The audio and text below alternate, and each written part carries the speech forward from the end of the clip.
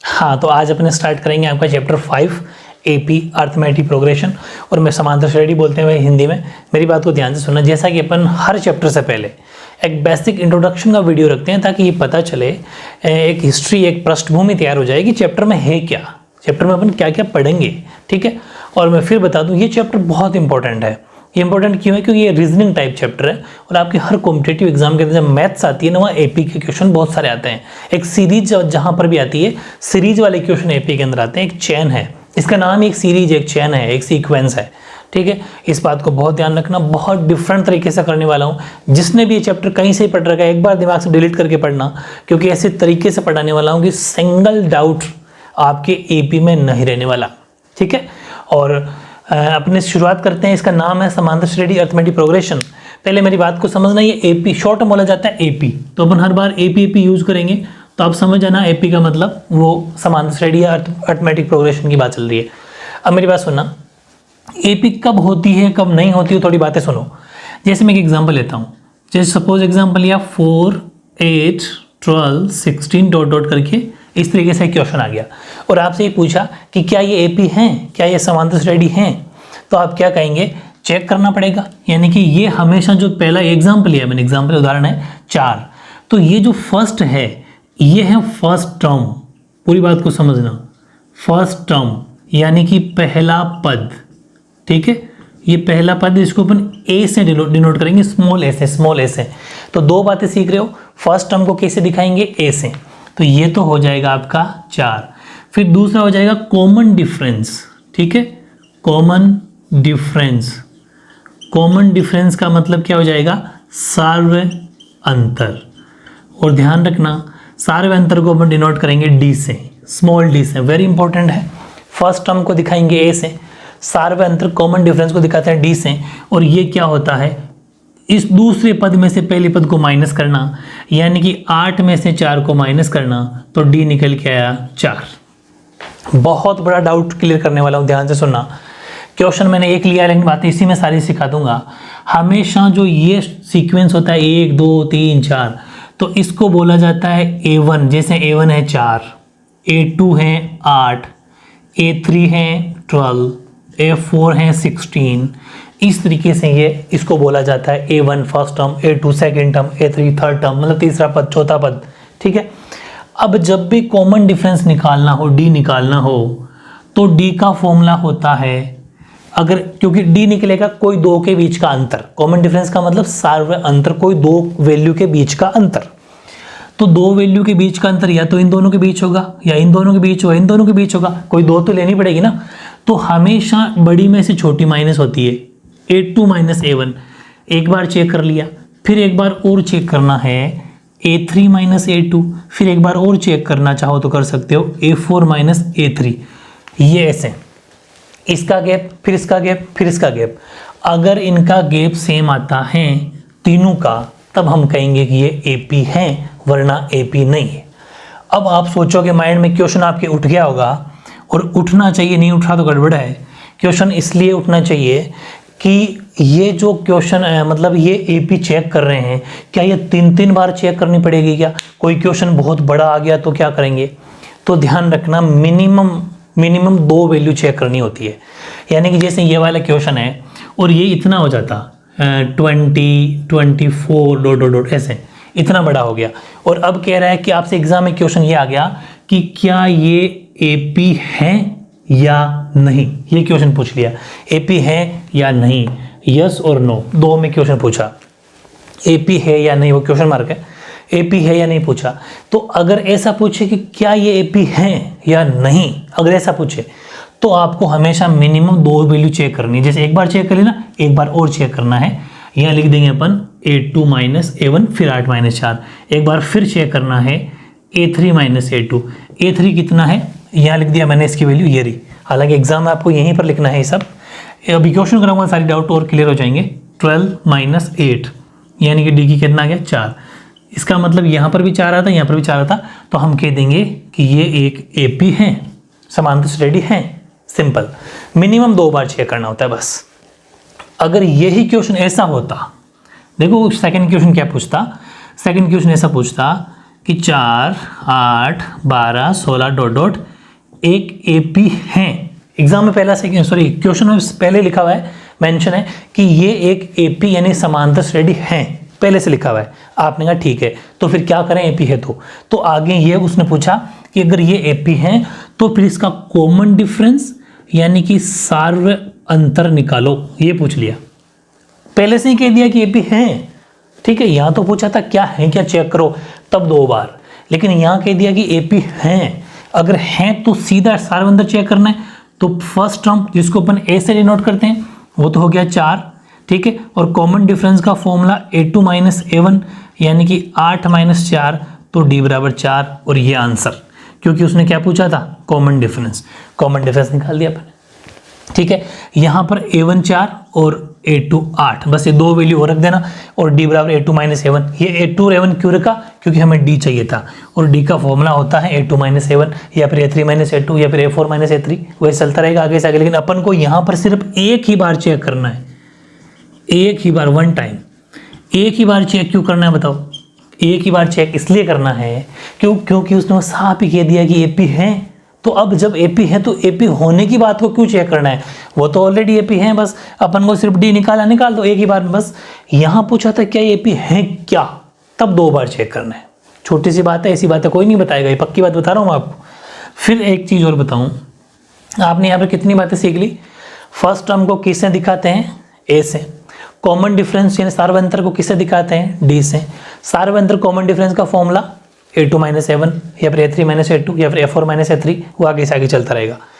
और अब छोटी सी बात आती है, इसी क्वेश्चन में एक बात और पूछ लेता कि ये दे दिया और आपसे पूछता nवां पद निकालो, nth टर्म, तो कुछ फॉर्मूले हैं वो आप लिख लो, मैं यही लिख देता हूँ। nth टर्म जब आपसे पूछे nवां पद पूछे तो फॉर्मूला होगा an बराबर a plus n minus 1 d। ध्यान रखना, वेरी इंपॉर्टेंट है, nth टर्म का मतलब होता है an, ठीक है। nth टर्म को किससे दिखाया जाता है, an से, और an का फॉर्मूला गया a plus n minus 1 d। an का मतलब nth term, number of term, a का मतलब फर्स्ट टर्म, प्रथम पद, n का मतलब पदों की संख्या, कितने पद हैं एपी में बताऊंगा। -1 और d का मतलब समझ गए कॉमन डिफरेंस। एग्जाम्पल लेता हूँ, जैसे कि ये एग्जाम्पल ले लिया, ये वाला, ठीक है, यही ले लेते हैं। और इसी एग्जाम्पल के अंदर आपसे पूछता कि इसके अंदर 4, 8, 12, 16 यानी 4, 8, 12, 16 का 10वां पद निकालो। सुनना मेरी बात, क्वेश्चन सपोज ये एग्जाम्पल ऐसा है, 4, 8, 12, 16 डॉट डॉट डॉट का 10th टर्म फाइंड करो, यानी कि आपसे पूछ रहा है कि 10वां पद बताइए क्या होगा, ऐसा पूछ लिया। अब आपने कहा कि ओके, और उसने ये भी कहा है कि 4, 8, 12, 16, 4, 8, 12, 16 एक एपी हैं। अच्छा, ये पता चल गया एपी है, तो इसका मतलब डी को कितनी बार चेक करना है, सिर्फ एक बार, क्योंकि ऑलरेडी एपी है। और आपसे पूछ रहा है nth टर्म, तब ये फॉर्मूला लगाना है। तो सबसे पहले लिख दोगे ए यानी कि प्रथम पद, फर्स्ट टर्म बराबर, ये पूरा लिखना है ऐसे, अभी शॉर्ट में लिख रहा हूँ। ए हो जाएगा 4, कॉमन डिफरेंस डी कितना हो जाएगा, a2 माइनस a1 यानी कि 8 माइनस 4, तो डी हो गया 4, ए भी हो गया 4, और n कितना निकालना है, 10वां। ये जरूरी है, बात सीखना, नई चीज सीख गई। उसने कहा था 10वां पद निकालिए, इसका मतलब पद का मतलब टर्म, तो n को दिखाते हैं पदों की संख्या से। लिख देता हूँ साइड में, अभी पूरी बात लिख दूँ, एक बार समझ लो। n का मतलब है कौन सा पद है, टर्म पद, ठीक है, 10वां। अब इसमें वैल्यू रख देंगे, a n की जगह 10, मतलब 10वां पद, इसे बोला जाता है 10वां पद। a10 का मतलब भाई a1 पहला, a2 दूसरा, a3 तीसरा, a4 चौथा, वैसे ही a10 10वां। तो a की जगह 4 प्लस n की जगह 10 माइनस 1 और d की जगह भी 4, तो 4 प्लस ये हो गया 9, और ये ब्रैकेट का मतलब वो मल्टीप्लाई में है 4, तो ये हो जाएगा 4 प्लस 36, क्योंकि 9 4 36, तो आंसर आ गया 40। यानी कि इस क्वेश्चन का आंसर क्या हो जाएगा, 40। मतलब इस एपी का 10वां पद क्या हो जाएगा, 40 हो जाएगा। ठीक है। इस तरीके से एपी कहाँ काम आती है, अभी तो छोटी वैल्यू है, यहाँ अगर होता है 420, 820, 1200, 1300, फिर लास्ट में पूछता है कि उसका 10वां पद क्या होगा, तो फिर ऐसे ऐसे जोड़ते थोड़ी रह जाओगे, जोड़ते रह जाओगे फिर तो जोड़ना नहीं है, उस टाइम पर फॉर्मूला लगा के सीधा काम आता है, तो वहाँ एपी काम आती है। यहाँ तो छोटी वैल्यू मैंने एग्जाम्पल लिया, समझ में आ गई। तो एपी बहुत काम की चीज़ है, बड़ी बड़ी वैल्यू को छोटे से फॉर्मूले से निकाल देती है, ये समझ में आ गया। अब मैं कुछ बातें लिखा दूँ आपको, मैंने कहा क्या है। हाँ, अब मैं पूरी बातें लिख देता हूँ। अभी तक अपन ने क्या क्या सीखा, अभी तक अपन ने सीखा एक तो ए यानी कि फर्स्ट टर्म, एक बार साइड में उतार लेना कहीं पर, क्योंकि ये एक साथ फॉर्मूले उतारना है। प्रथम पद, इसको दिखाते हैं ए से। फिर अपन ने सीखा कॉमन डिफरेंस, ठीक है, सार्व अंतर, ठीक है, जिसको अपन दिखाते हैं डी से। फिर नंबर ऑफ टर्म यानी कि टर्म का मतलब पद, उसको एन से, ठीक है। और एक होता है ए एन यानी कि nth टर्म अगर जब भी आपसे पूछे यानी कि nवां पद आपसे पूछे तो आपको लगाना है ए एन, उसका मतलब होता है ए एन, मतलब nth टर्म का मतलब क्या होता है ए एन, और ए एन का फॉर्मूला होता है a + n - 1d। ये 3 बातें सीखे ना, एक बात, दूसरी बात, तीसरी बात, और चौथी बात ये हो गई।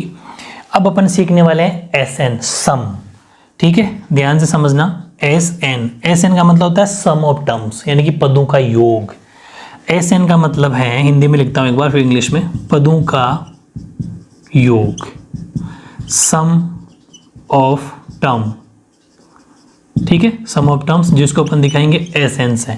और एस एन के फॉर्मूले की बात करता हूं। एस एन का फॉर्मूला होता है n/2 2a + n-1 और d, ये फॉर्मूला होता है, ठीक है। इसके अलावा एक बात और ध्यान रखना, इसी का एक फॉर्मूला और भी होता है, Sn = n/2 a + last term a + an या फिर a + al, यानी कि an बोल दो चाहे al बोल दो, मतलब एक नई चीज़ सीख गए आप। क्या सीख गए कि an क्या होता है। an का मतलब होता है यहाँ पर इस जगह लास्ट टर्म भी बोलते हैं इसको। वैसे तो an का मतलब nवां पद, कौन सा पद वैसे, लेकिन अगर क्वेश्चन में an दे रखा हो, ध्यान से समझना, इसको ऐसे लिख दो, चलो a लिख देता हूं मैं, अब समझ जाना आप।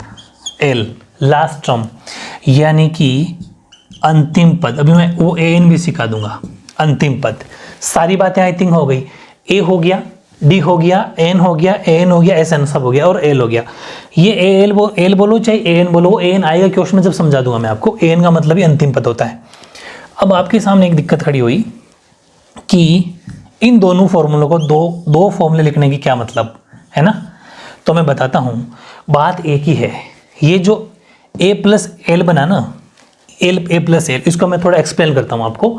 यहाँ इसका मतलब ये है, ये l का मतलब क्या है, लास्ट टर्म, और मैंने कहा ना इसको an से भी दिखाते हैं, an या l दोनों का मतलब लास्ट टर्म ही होता है, लिख देता हूँ। अब समझना इसका मतलब एक कैसे हुआ। यहाँ क्या फॉर्मूला है, यहाँ फॉर्मूला है 2a + n-1d, ये ब्रैकेट वाली बात कर रहा हूँ भाई, यहाँ तक तो सेम है, n/2 n/2, सिर्फ इतने से का खेल है। ये जो है इसका ये बन गया, इसका क्या लॉजिक है, लॉजिक समझना, 2a + n-1d। ये एक बात बताओ, अभी मैंने आपको an का फॉर्मूला बताया, वो है a + n-1d, है कि नहीं है। तो अगर इतने पोर्शन को a + n-1d इसमें से अगर हटा दूं, a + n-1d इसमें से अगर हटा, इस पूरे को अगर अपन an बोल दें, क्योंकि ये फॉर्मूला किसका है, an बराबर क्या है, a + n-1d, a हटा दो, n-1d हटा दो, इस पूरे को क्या बोल सकते हैं, an। अब यहाँ पर कितना a था, 2a था, इसमें से a माइनस हो गया तो पीछे a ही तो बचा, पीछे a ही तो बचा। तो वो लॉजिक है कि 2a में से एक a चला गया तो a बच गया, n-1d से n-1d खत्म, तो सिर्फ a बचा, और इस पूरे का बन गया an। समझ में आ गई। तो ये उसी का रूप है, एक ही बात है, वो बोलो चाहिए बोलो, बात एक ही है, बस उसका थोड़ा शॉर्ट रूप है, शॉर्ट फॉर्म है।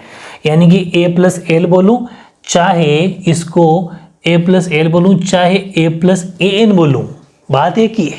बहुत लेवल की बात बता रहा हूँ, ये चीज़ें नहीं भी बताता, सीधा कर देता तो भी हो जाता, लेकिन नहीं, मैं चाहता हूँ डाउट नहीं रहने चाहिए, क्वेश्चन सोचना सीखो कहाँ से बनना है, ठीक है।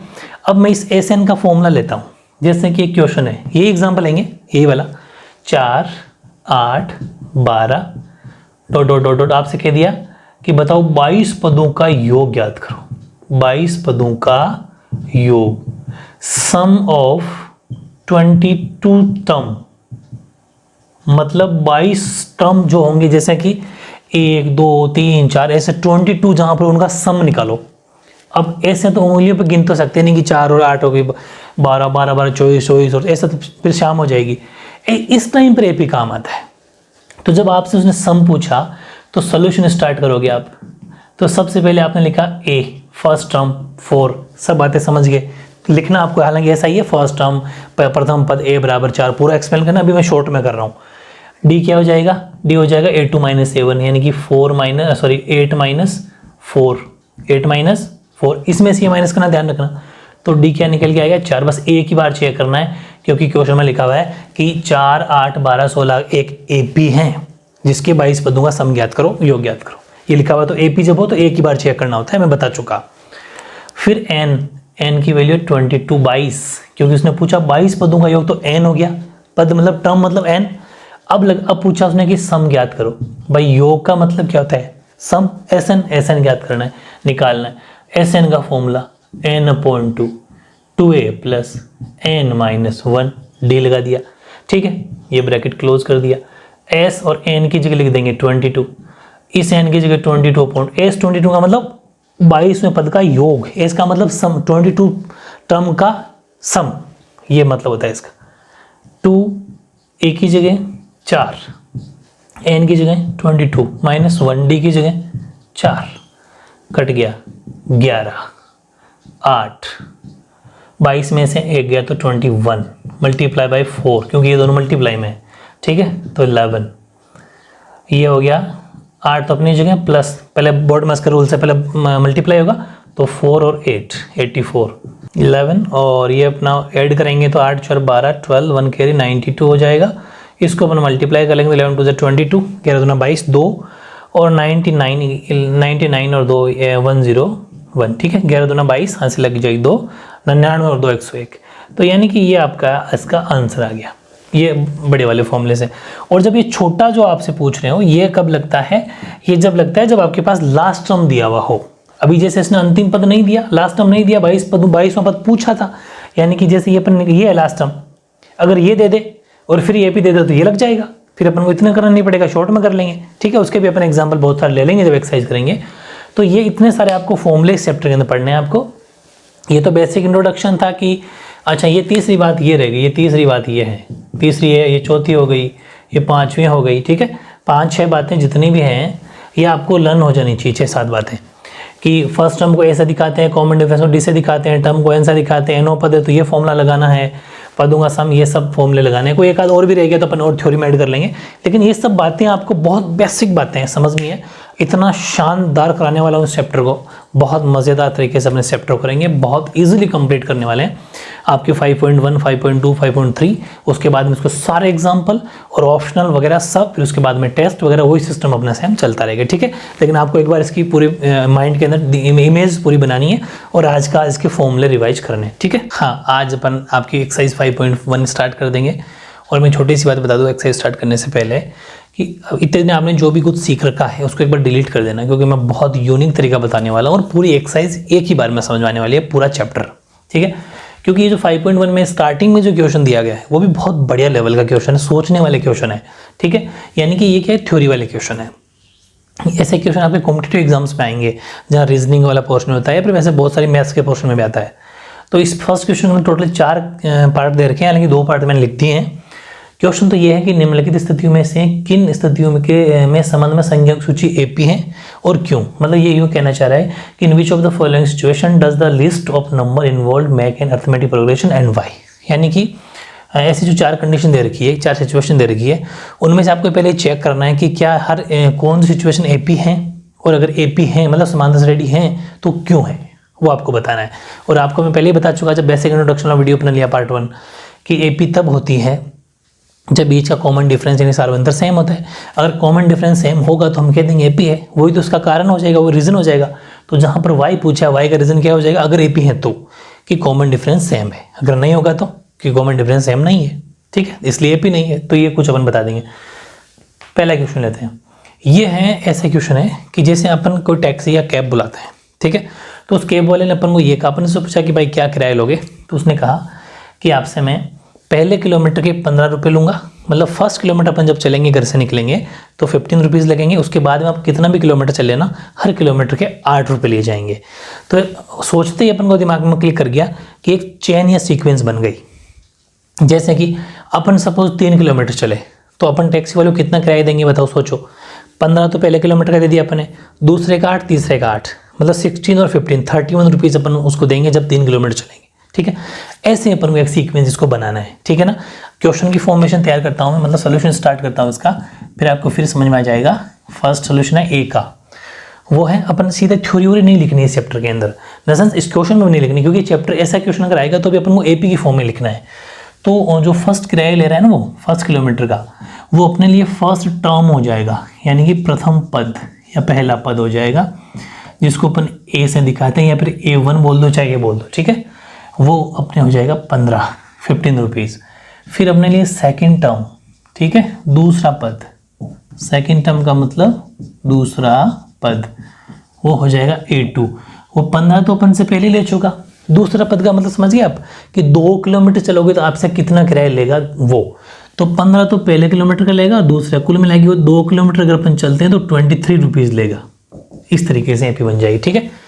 वैसे अगर अपन 3 किलोमीटर अगर चलते हैं, है ना, 3 किलोमीटर का मतलब तीसरा पद A3, तो 15 पहले किलोमीटर का देंगे, दूसरे का 8, तीसरे का 8, टोटल कितना हो गया 31 रुपीज़। ऐसे एक और लिख लेते हैं, फोर्थ टर्म यानी कि चौथा पद, चौथे पद को अपन लिख देते हैं A4 से, तो पहले के लिए 15, दूसरे के लिए 8, तीसरे के लिए 8, चौथे के लिए 8, टोटल हो गया 39 रुपीज़। इस तरीके से अपने सिस्टम कर लिया। अब इसने कहा कि क्या ये एपी है और है तो क्यों है, चेक कर लेते हैं। तो अपने पास जो वैल्यू आई वो आई 15, 23, 31 और 39। इस तरीके से ये एक सिस्टम है। चेक करते हैं कि ये एपी है क्या। तो फर्स्ट टर्म तो आपको पता चल गया, ए है 15। अब अपन को सीधा चेक करना, A1 A2 लिख चुके तो बार बार लिखने की ज़रूरत नहीं है, सीधा अपन चेक करते हैं कॉमन डिफरेंस, ठीक है। कॉमन डिफरेंस, कॉमन डिफरेंस क्यों चेक कर रहे हैं, क्योंकि कॉमन डिफरेंस ये डिसाइड करेगा कि ये एपी है या नहीं। तो एपी का कॉमन डिफरेंस को डी से डिनोट करते हैं और इसका फॉर्मूला हो जाएगा A2 - A1। और मैंने आपको स्टार्टिंग में ये बात पे जोर दे के बताया था फर्स्ट पार्ट में जो बेसिक इंट्रोडक्शन का था कि जब चेक करना हो तो मिनिमम 2 या 3 बार चेक करना है। तो A2 है 23 - 15, तो डी कितना आ गया 8। एक बार और चेक करना है, A3 - A2, A3 है 31 - 23, तो डी कितना आ गया, वो भी 8 ही आएगा, बारी बारी कर लेना वाले, लेकिन फिर भी अपन को दिखाना ज़रूर है। A4 - आप तो 3 बार कर देना, ठीक है। 39 - 31, डी कितना आ गया 8।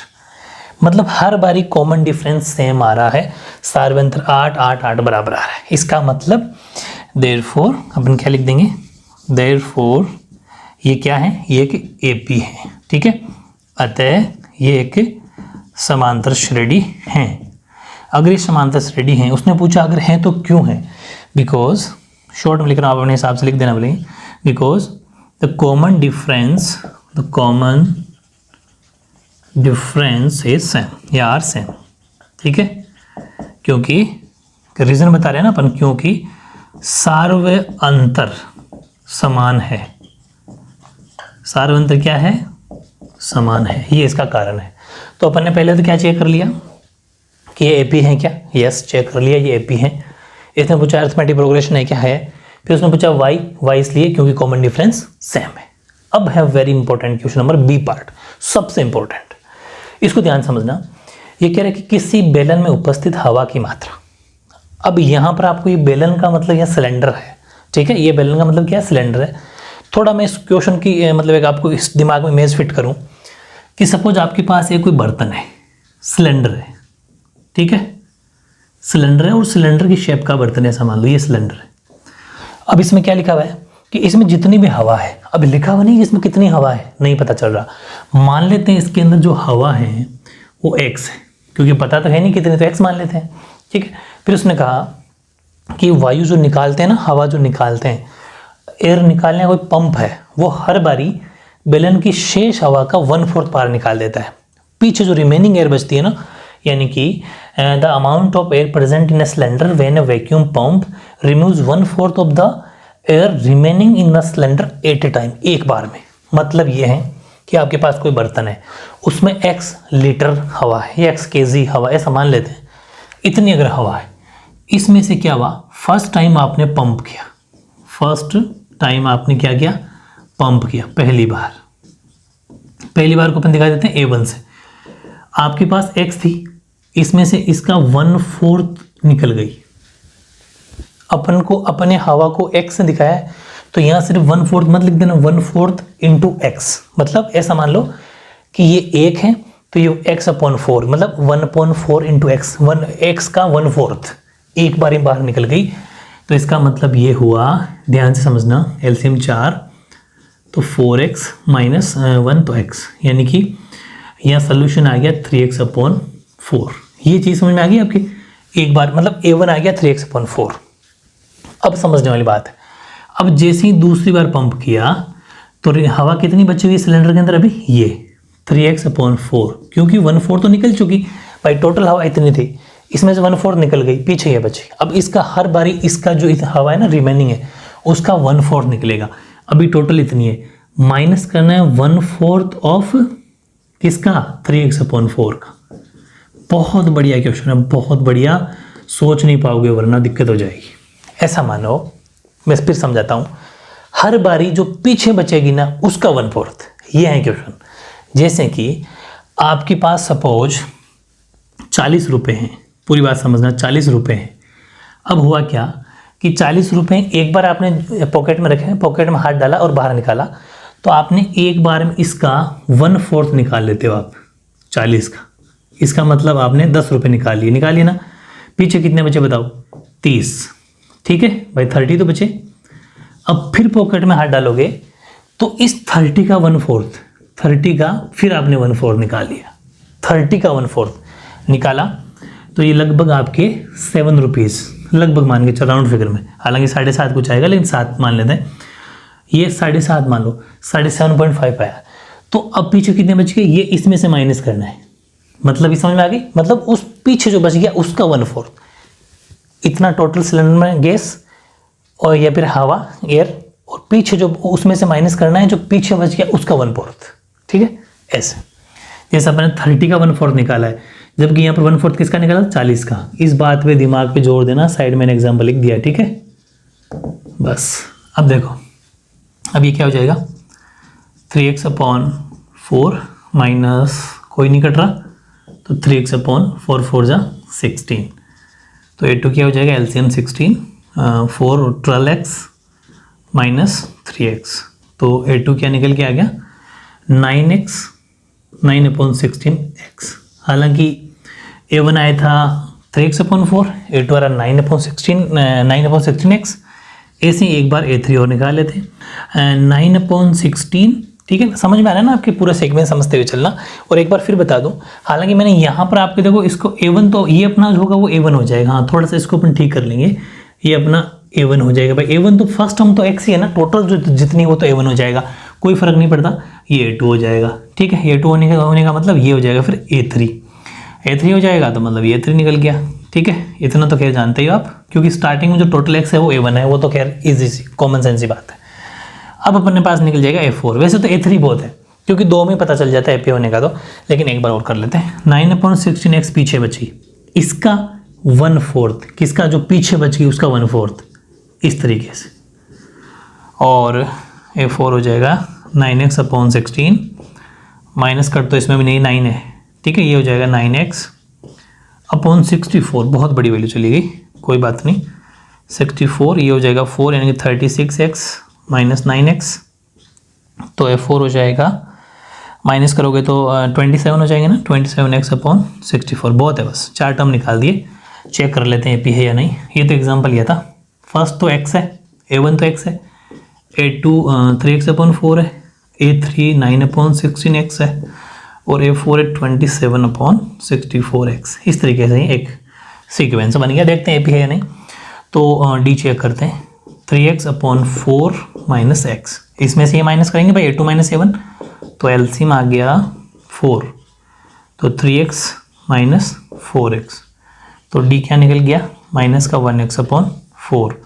ऐसे एक बार इसमें से ये चेक कर लेते हैं, डी बराबर 9/16x - 3x/4, तो डी का मतलब एलसीएम है 16, तो ये हो जाएगा 9x - 4, ये ध्यान मैंने क्या लिख दिया, 3x है ना, हाँ 3x, तो ये हो जाएगा 4 और 4 12x, तो डी कितना आ जाएगा, माइनस का 3x/16। क्या डी सेम आ रहा है क्या, नहीं, तो अगर डी सेम नहीं आ रहा तो ये एपी ही नहीं है, मतलब ये समांतर रेडी नहीं, अरिथमेटिक प्रोग्रेशन नहीं है। रीज़न क्या लिखोगे, रीज़न लिख दोगे because common difference not same, ठीक है, यानी कि सार्व अंतर बराबर या समान नहीं है, ये इसका कारण है। तो काफ़ी इंपॉर्टेंट है, क्वेश्चन बहुत बढ़िया है, क्योंकि प्लस माइनस करने में आपको दिक्कत हो सकती है। इस एग्जाम्पल को भी दिमाग में रखना तो इजीली आपकी समझ में आ जाएगा।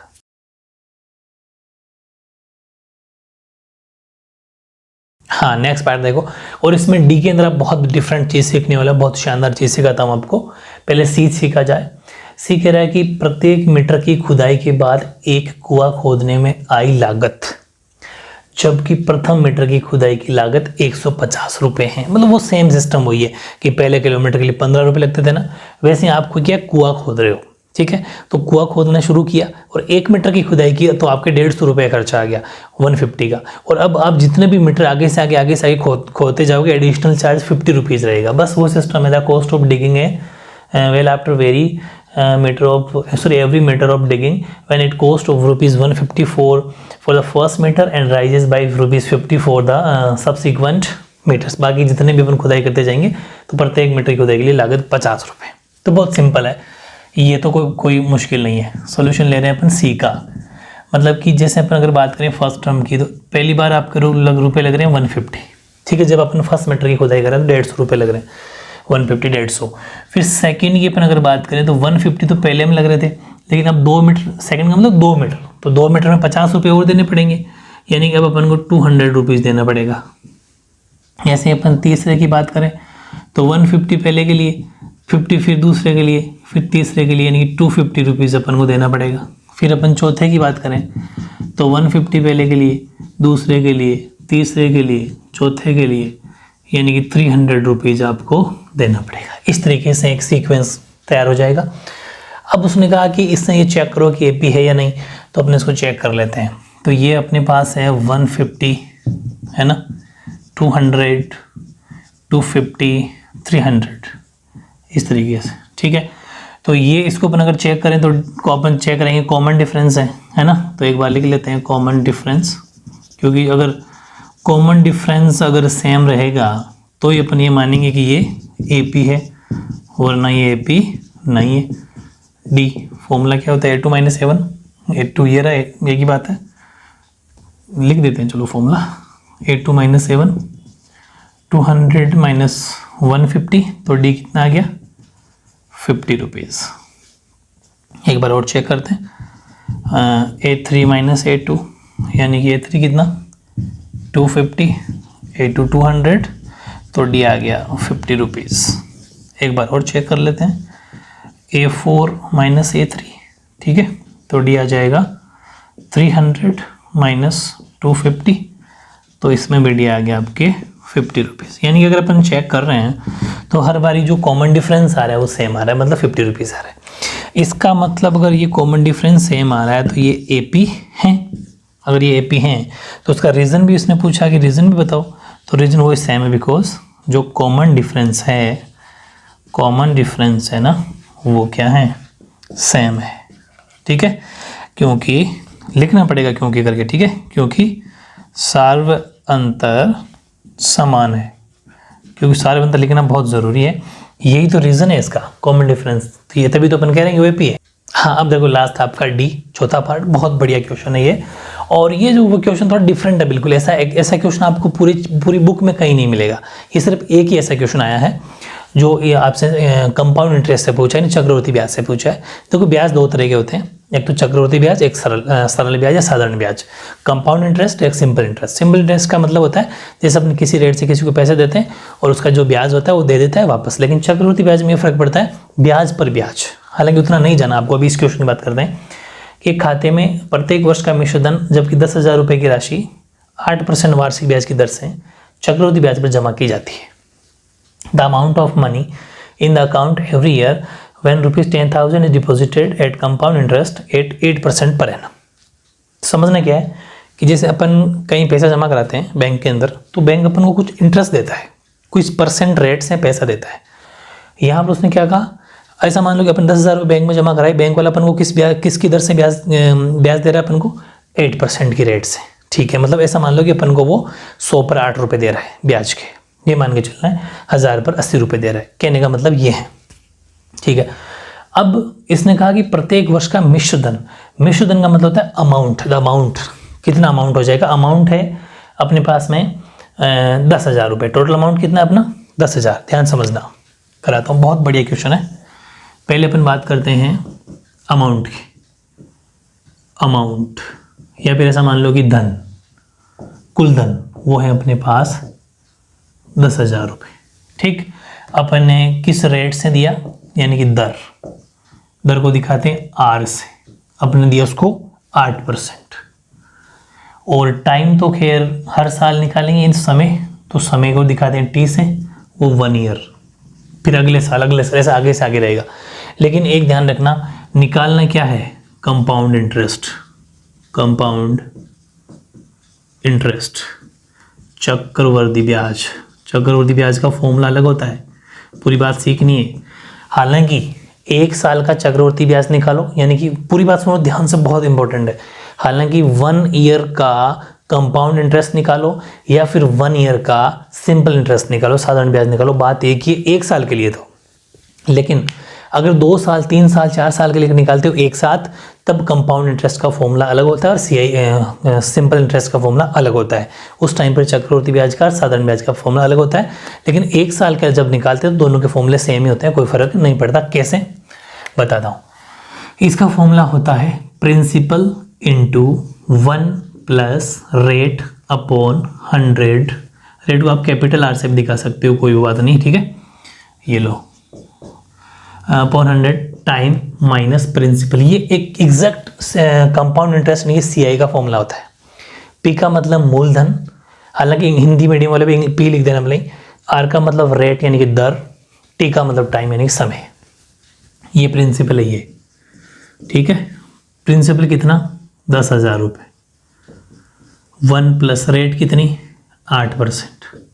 ठीक, टाइम कितना 1 साल, अभी तो 1 साल निकाल रहे हैं। ये लो, पूरा समझना फिर सबको समझ में आएगा। 10,000 रुपये, इसको जब आप एलसीएम लेके सोल्व करोगे तो ये आ जाएगा 108, 108/100। पावर ऊपर 1 है ना। हालांकि चलो मैं पूरा करके बता दूं, किसी किसी का डाउट रह सकता है कि ये कैसे कर दिया। तो एलसीएम था 100, ये हो जाएगा 100 + 8 माइनस ऊपर 1 और माइनस 10,000। अब सुनना, 10,000 रुपये 100 में जब 8 जोड़ दिया तो 108। ठीक, पावर 1 है तो पावर 1 का मतलब एक बार लिखना है। अगर यहाँ पर 2 पावर होती तो 108/100, 108/100 2 बार लिखते। 3 पावर होती तो 108/100, 108/100, 108 मतलब 3 बार लिखते। ठीक है, अपॉन ये हो जाएगा 10,000 एज इट इज। 2 0 से 2 0 कट गया, मल्टीप्लाई किया तो 108 के आगे 2 0 लगा दो, यानी कि 10,800 माइनस 10,000 कर देंगे तो 800 रुपये सीआई आ गया। सीआई मतलब कंपाउंड इंटरेस्ट आ गया 800 रुपये 1 साल का। समझ में आ गई। अब जब आप दूसरी साल निकालोगे ना, सेकेंड ईयर, ये अपना हो जाएगा A1। ठीक, अब जब अपन A2 निकालने जा रहे हैं तब सेम फॉर्मूला वापस लगेगा, लेकिन अब लगेगा 10,800 पर, क्योंकि उसने क्या कहा, मिश्रधन। समझ पा रहे हो ना, the amount of money in the account every year when 10,000। तो उस टाइम पर अमाउंट कितना हो जाएगा। यहाँ पर इंग्लिश में काम करना, अमाउंट मत लिखना, इसको लिखना प्रिंसिपल। प्रिंसिपल, प्रिंसिपल का मतलब मुख्य धन, मूलधन। अब और ये अब निकालता हूँ मैं अमाउंट, ध्यान से समझना, इसके बाद में इसके नीचे उतारना है, लेकिन मैं ये लिख देता हूँ क्योंकि अपने पास जगह नहीं बचेगी। अमाउंट, अमाउंट का मतलब मिश्र धन। और मिश्र धन का फॉर्मूला होता है मूलधन प्लस ध्यान रखना मूलधन बोल दो, चाहे हिंदी वाले तो कुल धन बोल दो, चाहे मूलधन बोल दो, मूलधन प्लस आपका ये क्या बोलते हैं CI, ठीक है। मूलधन को बोल देंगे अपन प्रिंसिपल प्लस CI, ये फॉर्मूला होता है। प्रिंसिपल कितना 10,000 रुपये प्लस ब्याज कितना, CI कितना लगे 1 साल का 800। तो अब आप उसको कितने रुपये पर ब्याज लोगे 10,800, तो ये आपका मिश्र धन हो जाता है। क्योंकि इसने पूछा क्या, मिश्र धन, मतलब हर बार अमाउंट जुड़ के। एक बात ध्यान आपके दिमाग में आ रही होगी कि अगर इसको माइनस नहीं करते तो डायरेक्टली तो वही आ रहा था, मिश्र धन आ रहा था। हाँ सही है, लेकिन होता क्या है कि मैं आपको चाहता हूँ कि हर चीज़ पूरी बताऊँ खोल के। हालांकि अगर इसको माइनस भी नहीं करते ना तो ये फॉर्मूला मिश्र धन का ही होता है। लेकिन पहले क्या निकालेंगे, पहले चक्रवृद्धि ब्याज निकालेंगे फिर उसमें जोड़ेंगे, ठीक है। ये जरूर ध्यान रखना। हालांकि नहीं माइनस करने से वो भी एक सीधा तरीका है, लेकिन आपको भी 10th के अंदर पूरा खोल के करना है। अगर अब आपकी दूसरी साल जब जाएगा तो दूसरी साल 10,000 पे नहीं जाएगा, 10,800 पे जाएगा, क्योंकि ये चक्रवृद्धि ब्याज है। चक्रवृद्धि ब्याज का मतलब कंपाउंड इंटरेस्ट, और कंपाउंड इंटरेस्ट ब्याज जुड़ के ब्याज पर ब्याज लिया जाता है ना। तो 10,800 plus 1 plus rate upon 100 time वही वापस 1 माइनस 10,800, यानी कि 10,800 वो तो 108 होना। अब तो क्या सोल्व करना आप समझ गए। तो 108/100 माइनस 10,800, ये मल्टीप्लाई, ठीक है। अब 108 को 108 से मल्टीप्लाई कर देंगे अपन, यहाँ कर लेते हैं, स्पेस का यूज हो जाएगा। तो क्या आ जाएगा 8 8 64 और 8 3 बार आ जाएगा 0 और 8 0 1, यानी कि 4 6 16 1 1, ठीक है। कितना आ गया 11,664 माइनस 10,800, माइनस करोगे तो क्या बचेगा 4 का 4 6 का 6, 16 में से 8 गया तो 8, यहाँ 0 में से 0, ठीक है। यानी कि 864 ही बचा। 864 रुपये आपके बच गए। ये क्या हो गया A2। ऐसे नेक्स्ट टाइम आप चलोगे फिर एक ये रह जाएगा। अच्छा सुनो, ये A2 864 रुपये पीछे बच गए, मतलब ये क्या है, अभी A2 नहीं हुआ, ये A2 कंप्लीट नहीं हुआ। ये जो 800 ये भी A1 नहीं हुआ, A1 हुआ है ये। अब समझ में आया है ना, A1 ही ये हुआ है, क्योंकि जुड़ने के बाद मिश्र धन पैसा प्लस ब्याज दोनों। 864 आपको दूसरी साल ब्याज हो गए। देखो पहले साल 800 हुए, लेकिन अब आपने ब्याज पर ब्याज लिया ना तो 864 हो गए।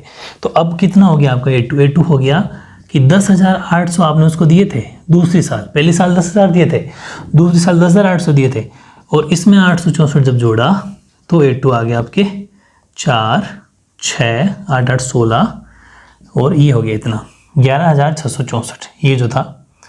तो ये आपके A2 हो गया। समझ में आ गई। ये जो स्टार्टिंग का जो प्रिंसिपल था ये अपने लिए A1 हो गया, ठीक, और ये अपने फिर A2 हो जाएगा। उस थोड़ा नंबरिंग ठीक कर लिया करो थोड़ा, वो क्योंकि वो उसमें कोई फ़र्क नहीं पड़ता, 3 बहुत है। अब मेरी बात सुनना, मैं इसको चाहता तो एक तरीका और भी है, जो मैंने आपको भी बताया था ना कि 1 साल के लिए चाहे CI निकालो, चाहे 1 साल के लिए SI निकालो।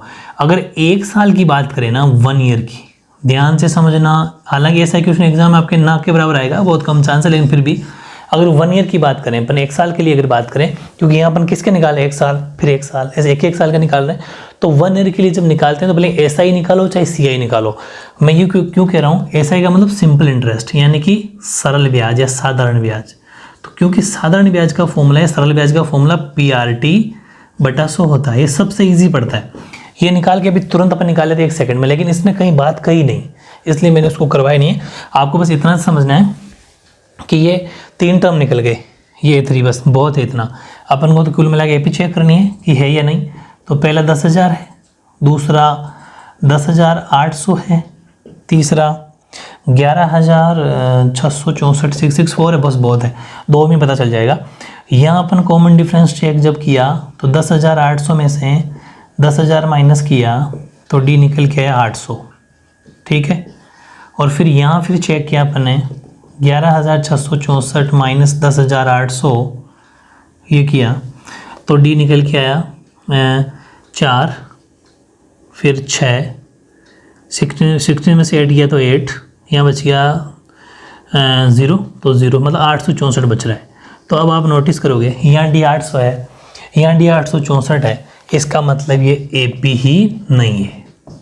और जब ये ए पी नहीं है, क्योंकि कॉमन डिफरेंस सेम नहीं है, सारे अंदर सेम नहीं है, तो जब ए पी ही नहीं है तो ये इसका कारण क्वेश्चन पूछा था कि क्या ये ए पी है, तो आपने कहा ए पी नहीं है। फिर रीज़न फिर पूछा कि क्यों नहीं है, क्योंकि कॉमन डिफरेंस सेम नहीं है, तो लिख देना कॉमन डिफरेंस है नॉट सेम, यानी सारे अंतर बराबर नहीं है, ये था। और ऐसा ही यहाँ अपन अगर बात की थी इसकी, तो ये तो खैर थी, तो मतलब ये चौथा डी पोर्शन सारे जो है वो ए पी नहीं है। ऐसे आई थिंक सेकंड पर नहीं था ना, बी भी नहीं था, तो दो तो ए पी हैं और दो ए पी नहीं है। बहुत बढ़िया क्वेश्चन है, ये बिल्कुल डिफरेंट है, पूरे चैप्टर में आपको कहीं पर भी, पूरी बुक में कहीं पर भी नहीं मिलेगा ऐसा क्वेश्चन, अब है भी नहीं, और एग्जाम के पॉइंट ऑफ व्यू से बिल्कुल इंपॉर्टेंट नहीं है, क्योंकि ये ऐसा ही सी का पोर्शन आपके लेवल की बात ही नहीं है। लेकिन फिर भी मैंने आपको बहुत कुछ सिखाने की कोशिश की है, समझ में आ जाता है इजीली तो ठीक है, वरना कोई बड़ा मुश्किल तो है नहीं वैसे, ठीक है। लेकिन मैंने जानबूझ के इसको एसआई वाले फॉर्मूले से नहीं करवाया है, चाहता तो एसआई वाले फॉर्मूले से भी करवा सकता था, क्योंकि सिंपल इंटरेस्ट 1 साल का चाहे 1 साल का कंपाउंड इंटरेस्ट, दोनों का फॉर्मूला एक ही होता है। लेकिन अपन जब कंपाउंड इंटरेस्ट से बात बन रही है 2 बार, ज़्यादा मुश्किल तो है नहीं, देख लो इतना ईजी कर सकते हैं, तो मैंने उसी फॉर्मूले से आपको करवा दिया, ठीक है। हाँ, अब अपन देखते हैं आपकी ओरिजिनल एक्सरसाइज, क्योंकि जो अपन ने पार्ट 2 किया था ना 5.1 का जो फर्स्ट क्वेश्चन है वो तो बिल्कुल डिफरेंट था। ऐसा क्वेश्चन तो बहुत कम आने के चांसेस है, हाँ वो आगे फ्यूचर में बहुत काम आएंगे, लेकिन आ भी सकते हैं। लेकिन ये जो एक्चुअल में एपी है ना, नॉर्मल क्वेश्चन जो ऐसे फॉर्मूले डायरेक्ट लगते हैं वो वाले क्वेश्चन है, और ये बहुत बढ़िया क्वेश्चन है। ये कह रहा है कि right first 4 terms of AP, यानी कि दी हुई एपी के प्रथम 4 पद आपको निकालने हैं, लिखिए। When the first term A and the common difference D are given as follows, जबकि आपको क्या क्या दिया हुआ है, प्रथम पद जिसको अपन ए से डिनोट करते हैं और सारे पद जिसको अपन डी से डिनोट करते हैं वो निम्नलिखित आपको हैं। तो बताओ एपी के आगे के 4 टर्म क्या होंगे। मैं आपको एक फॉर्मूला लिखा दूं, आपने जहां पर वो स्टार्टिंग में जो पार्ट 1 था ना अपना बेसिक इंट्रोडक्शन वाला, वहीं पर कुछ फॉर्मूले और लिख लो। क्या कि फर्स्ट टर्म को ए से दिखाते हैं, ए ही A1 होता है, ये मैंने आपको लिखवा दिया पहले से ही। फर्स्ट टर्म को ए बोलो चाहे A1 बोलो। सेकेंड टर्म को बोलते हैं A2, और A2 का फॉर्मूला जो है A2 कैसे निकाला जाता है, A2 का फॉर्मूला आता है A+1D। ऐसे ही A3 का फॉर्मूला आता है A+2D। ऐसे ही A4 का होता है A+3D। इस तरीके से सीक्वेंस चलता है। सपोज मुझे A10 निकालना है तो फॉर्मूला हो जाएगा A+9D। ऐसे ही मैं अगर बात करता हूँ, सपोज मुझे A18 निकालना है तो A+17D।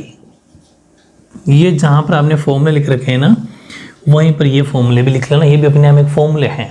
अब मेरी बात सुनना, इसका भी एक लॉजिक है याद करने का। जैसे A18 है, यहाँ पर कितना है 18, 18, तो एक कम D मतलब 17D, A+17D। 10 है तो A+9D मतलब एक कम D। एक कम का मतलब जैसे यहाँ 10 है तो 10D होना चाहिए, 10D नहीं 9D है, मतलब एक कम है D। A4 A+3D, ईजिली याद हो जाएगा, ठीक है। अब अपन इसके चारों पार्ट लेते हैं। जैसे कि सोल्यूशन स्टार्ट करने से पहले अपन बात करते हैं इसकी फर्स्ट में अपने पास A दे रखा है 10 और D दे रखा है D भी 10, ओके। और कह रहा है कि आगे के 4 टर्म निकालो।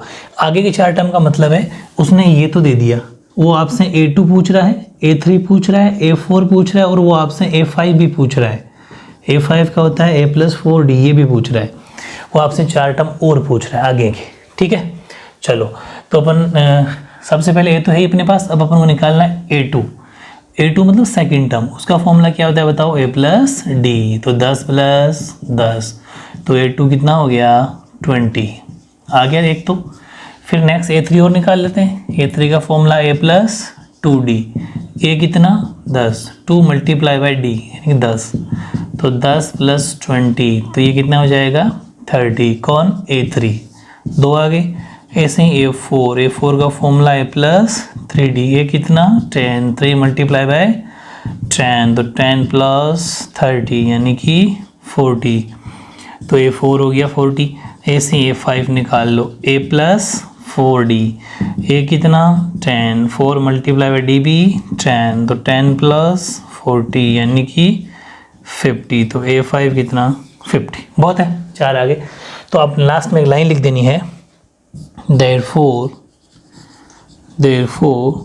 the next 4 terms are 20, 30, 40 और 50, या फिर अगर 10 को भी साथ में लिखना चाहते हो तो वो भी लिख सकते हो, 10 20 30 वो एक ही बात है, इससे कोई फ़र्क नहीं पड़ता, लिख देना। अतः अगले 4 पद बराबर, इसने क्या पूछा, एपी के प्रथम 4 पद, अच्छा प्रथम 4 पद पूछा, सॉरी, तो इसका मतलब आपको ये भी काउंट कर सकते हो, प्रथम 4 पूछे, ऐसा नहीं पूछा अगले 4 पद, दोनों बातें सीखने को मिल गई।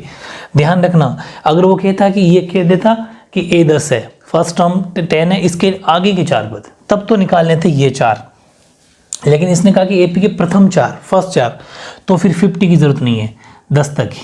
लेकिन कोई बात नहीं, एक कदम आगे बता दिया तो क्या फ़र्क पड़ता है, ये मैंने आपको ऐसा मान लो कि एक्स्ट्रा बता दिया। और एक चीज़ आपको सीखने को भी मिल गई, क्या कि लैंग्वेज का फ़र्क है। इसने अभी पूछा कि एपी के प्रथम 4 पद, यानी कि फर्स्ट टर्म, सिर्फ फर्स्ट 4 टर्म पूछे उसने, ये नहीं कहा कि नेक्स्ट फर्स्ट 4 टर्म, मतलब इस 10 के भी आगे 4 टर्म, तब अपन ये निकालते, एक 50 और निकाल लेते, वरना ज़रूरत नहीं पड़ेगी।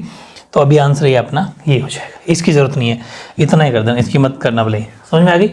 चलो अब अपन लेते हैं इसका सेकंड पार्ट। सेकंड पार्ट में है ए दे रखा है -2, डी दे रखा है 0, अच्छा डी 0 है, ठीक है, तो a -2 और डी है 0, तो ये एक तो निकल गया ये, क्योंकि इसने कहा कि इस खुद को भी शामिल लेना है, इसी समेत ही लेना है, तो a1 तो वो हो ही गया। a2 चाहे a बोलो चाहे a1 बोलो, बात एक ही है। a2 निकाल लेते हैं, a + d होता है फॉर्मूला, a की जगह -2 और d 0, तो a2 कितना हो जाएगा -2, क्योंकि 0 ऐड करने का कोई मतलब नहीं है। a3 a + 2d, a कितना -2 और 2 × 0, तो ये -2 आ गया, a3 भी। एक और निकाल लो, a + 3d, a कितना -2 और 3 0, तो ये भी -2, यानी कि इसमें तो जब d ही 0 है तो a आगे चलेगी नहीं, क्योंकि a आगे चलने का मतलब है, d का मतलब होता है बीच का गैप, वो गैप आगे बढ़ ही नहीं रहा, तो a भी सेम टू सेम आ जाएगी। तो जो चारों के चारों पद हो जाएंगे -2 -2 -2 -2 होंगे, मतलब नेक्स्ट 4 टर्म भी यही रहेंगे, सेम ही चलेंगे, बिकॉज d ही 0 है, कॉमन डिफरेंस ही 0 है। 0 का मतलब बीच में कोई अंतर है ही नहीं, गैप ही नहीं है, ठीक है। लेकिन फॉर्मेलिटी तो अपन ने कर दी। तीसरा है a = 4 और d = -3, ठीक है। हाँ, तो ये a1 तो हो ही गया, a2 निकाल लेते हैं, a + d, a की जगह 4, d की जगह -3, तो a2 हो जाएगा 4 +- तो a2 हो जाएगा 1, ठीक, और एक वो हुई। अब निकाल लेते हैं a3 का फॉर्मूला +2d, a की जगह रख लेते हैं 4 + 2 × d की जगह -3, तो 4, ये दोनों मल्टीप्लाई हो गए -6, बिकॉज +- तो यहाँ बच गया -2, ठीक है। ऐसे ही एक और निकाल दो, a + 3d, a की जगह 4, 3d की जगह -3, तो 4 - 9, ठीक है, क्योंकि 3 3 जा 9 और +- होता है, तो a4 की वैल्यू हो जाएगी -5। तो नेक्स्ट 4 टर्म क्या हो गए, नेक्स्ट 4 टर्म हो गए, एक तो जो दे रखा है वही है 4, क्योंकि a बोलो चाहे a1 बोलो, एक 1, एक -2 और एक -5, ये आपका आंसर हो गया, ठीक है। और नेक्स्ट चौथा ले लेते हैं, काफ़ी इंपॉर्टेंट है फोर्थ पार्ट। ए तो दे रखा है आपको -1.25, डी दे रखा है आपको -0.25। देखो राउंड फिगर में अपन इसको बोलते कैसे हैं, बोलना क्या पता होना चाहिए आपको। इसको बोला जाता है सवा, इसको बोला जाता है पाव, ये भी लैंग्वेज ध्यान रखो, आगे बहुत काम आएगी। तो अभी अपन निकालते हैं a2, क्योंकि a1 तो यही है, a2 का फॉर्मूला a + d, a की जगह रख लेते हैं -1.25 प्लस d है -0.25। देखो मैं बिल्कुल आलस नहीं करता, यहाँ बीच में प्लस लगाया, फिर माइनस को ब्रैकेट में लिखा। एक बार आपको भी लिखना है, सीधा मत लिखना, -1.25 अब प्लस माइनस एक बार खोल दो इसको इजीली, क्या फ़र्क पड़ता है, ठीक है। और अब आ जाएगा a2 हो जाएगा, जब सवा में पाव जोड़ेंगे तो ये हो जाएगा 1.50। ये तरीका है। अगर आप ऐसा बोलोगे ना सवा, पौना, आधा, 1.5, तो ईजिली मतलब ऐड कर पाओगे, वरना इसको जोड़ोगे तो टाइम लग जाएगा। -1.25 सवा में जब आप पाव जोड़ते हैं तो 1.5 बन जाता है, या फिर जोड़ लेना 5 5 10 1 कैरी, वो भी ऐसे ही आएगा। अब मैं बात करता हूँ, ये आ गया अपना a3 की, a3 का फॉर्मूला a + 2d, a कितना -1.25 + 2 × -0.25, दोनों मल्टीप्लाई होंगे ना, इसलिए अपन ऊपर कर लेते हैं, ठीक है। a3 = माइनस का 1.25 और ये 2 मल्टीप्लाई बाई 0.25 से करोगे तो 2, मतलब पाव को जब डबल कर दोगे तो आधा, यानी कि 0.25 को जब मल्टीप्लाई करोगे 2 से तो माइनस का हो जाएगा 0.50। ठीक है, अब A3 बराबर, अच्छा ये किसी को मल्टीप्लाई करने में दिक्कत तो नहीं है ना, मैं करके बता देता हूँ। खूब सारे स्टूडेंट का ये भी कमेंट आता है कि मल्टीप्लाई में थोड़ी दिक्कत आती है पॉइंट्स वाले में, तो कोई बड़ी बात नहीं। 2 5 से 10, 1 कैरी, 2 2 जा 4 1 5, पॉइंट का पॉइंट और 0, ये इस तरीके से मैंने किया है ये वाला। ठीक है, इन दोनों को तो कोई वैसा कोई बड़ी बात नहीं है। पॉइंट के बाद में कितने डिजिट है, 1 2, तो इधर से भी 2 डिजिट बाद में पॉइंट लगेगा इधर से राइट साइड से। ठीक है, ये ध्यान रखना। अब इसको जोड़ोगे तो ये हो जाएगा माइनस का 0.2। मतलब ये लॉजिक जो बता रहा हूँ ना, 0.2 1.5, ये बहुत ईजी पड़ेगा। सवा में जब आधा जोड़ेंगे तो क्या हो जाएगा 0.2 ऐसे। ठीक है, ये A3 हो गया। ऐसे ही आप A4 और निकाल लो, A प्लस 3D। A है आपका माइनस का 1.25 प्लस 3 और D की जगह क्या रख देंगे 0. यहाँ इंटू की जरूरत नहीं है खैर, बिकॉज ब्रैकेट जब लगाते हैं तो वो एक ही बात है, लेकिन लगा भी दिया तो गलत नहीं है। ठीक है, माइनस का 1.25 प्लस माइनस माइनस और 0.75। 75 कैसे लिख दिया, 25 3 75। ठीक है, ऐसा है। इसको जब जोड़ोगे तो 2.25 में जब पॉइंट जोड़ेंगे तो 2 हो जाएगा। ये है 2.00 लिख दो, चाहे 2 भी लिख दिया तो भी सही है। ठीक है, या तो 2.00 लिख दो या फिर 2 भी लिख दो तो भी सही है। ये अब बन गई अपनी AP। चारों टर्म क्या आ गई लिख देना, therefore फर्स्ट 4 टर्म्स आर, अतः प्रथम 4 पद बराबर कौन कौन से होंगे। पहला तो जो दे रखा होता है वही होता है, माइनस का 1.25। फिर दूसरा हमने निकाला था माइनस का 1.50। तीसरा भी हमने निकाला था माइनस का 1.75 और चौथा माइनस का 2.00। ये आपका आंसर है। ठीक है, सब में लाइन लिखनी है, देयरफॉर फर्स्ट 4 टर्म्स आर। बहुत इजी है। इस तरीके से अपना जो ये सेकंड क्वेश्चन के पांचों पार्ट, सॉरी ना 5 पार्ट हो गए ना, ये पांचों पार्ट अपना एक रह गया, फोर्थ पार्ट रह गया भाई। ठीक है, तो मैं अभी 4th पार्ट भी आपको करवा देता हूँ। एक बार स्पेस कम है तो 4th करा देता हूँ।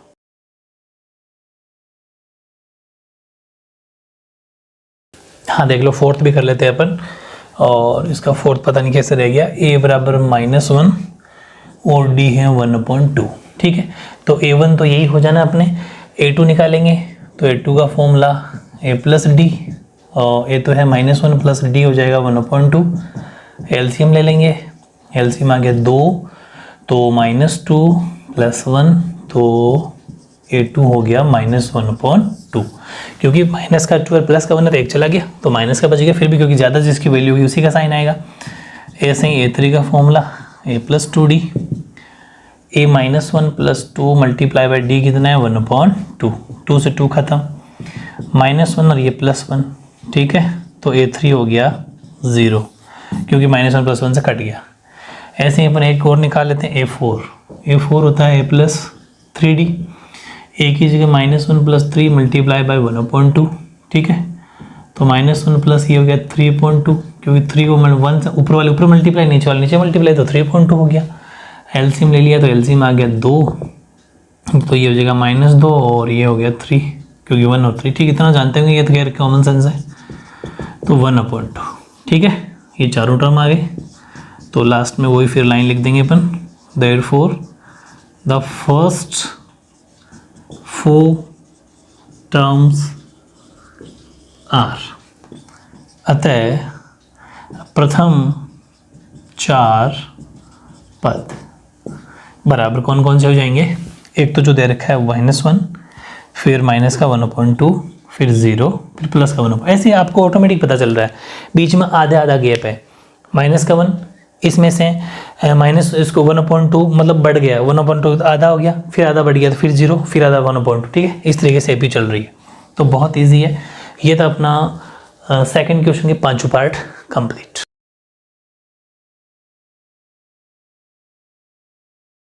हाँ, अब देखो क्वेश्चन में आपका 3। क्वेश्चन में 3 काफ़ी इजी सा क्वेश्चन है, और ये पूछा है कि निम्नलिखित, मतलब उसी रिलेटेड थोड़ा सा डिफरेंट है कि निम्नलिखित में से प्रत्येक एपी के प्रथम पद और सार्वत्रिक ज्ञात कीजिए। For the following APs right the first term and the common difference. दो चीज़ें पूछी इसने, प्रथम पद और कॉमन डिफरेंस। हालांकि आपको इजीली पता है सब, तो बहुत इजी है। लेते हैं एक ही क्वेश्चन, 4 पार्ट है इसके अंदर। सॉल्यूशन अपन करते हैं फर्स्ट पार्ट का। फर्स्ट है आपका 3, 1, -1, -3 ये है, ठीक है।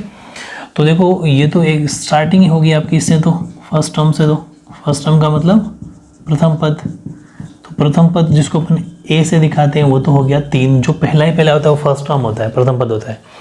फिर जो स्टोरी चलेगी वो चलेगी कॉमन डिफरेंस की, ठीक है। कॉमन डिफरेंस यानी कि सार्व अंतर निकालने का थोड़ा सा सोल्यूशन होगा इसमें, क्योंकि बारी बारी सबका निकालना है। लेकिन उसमें फॉर्मूला होता है a1 a2 - a1 a3 - a2 ए, तो इसके लिखना पड़ेगा अपन को। a1 तो है 3, a2 है 1, a3 है -1 और a4 है -3, ये लिख देना, ठीक है।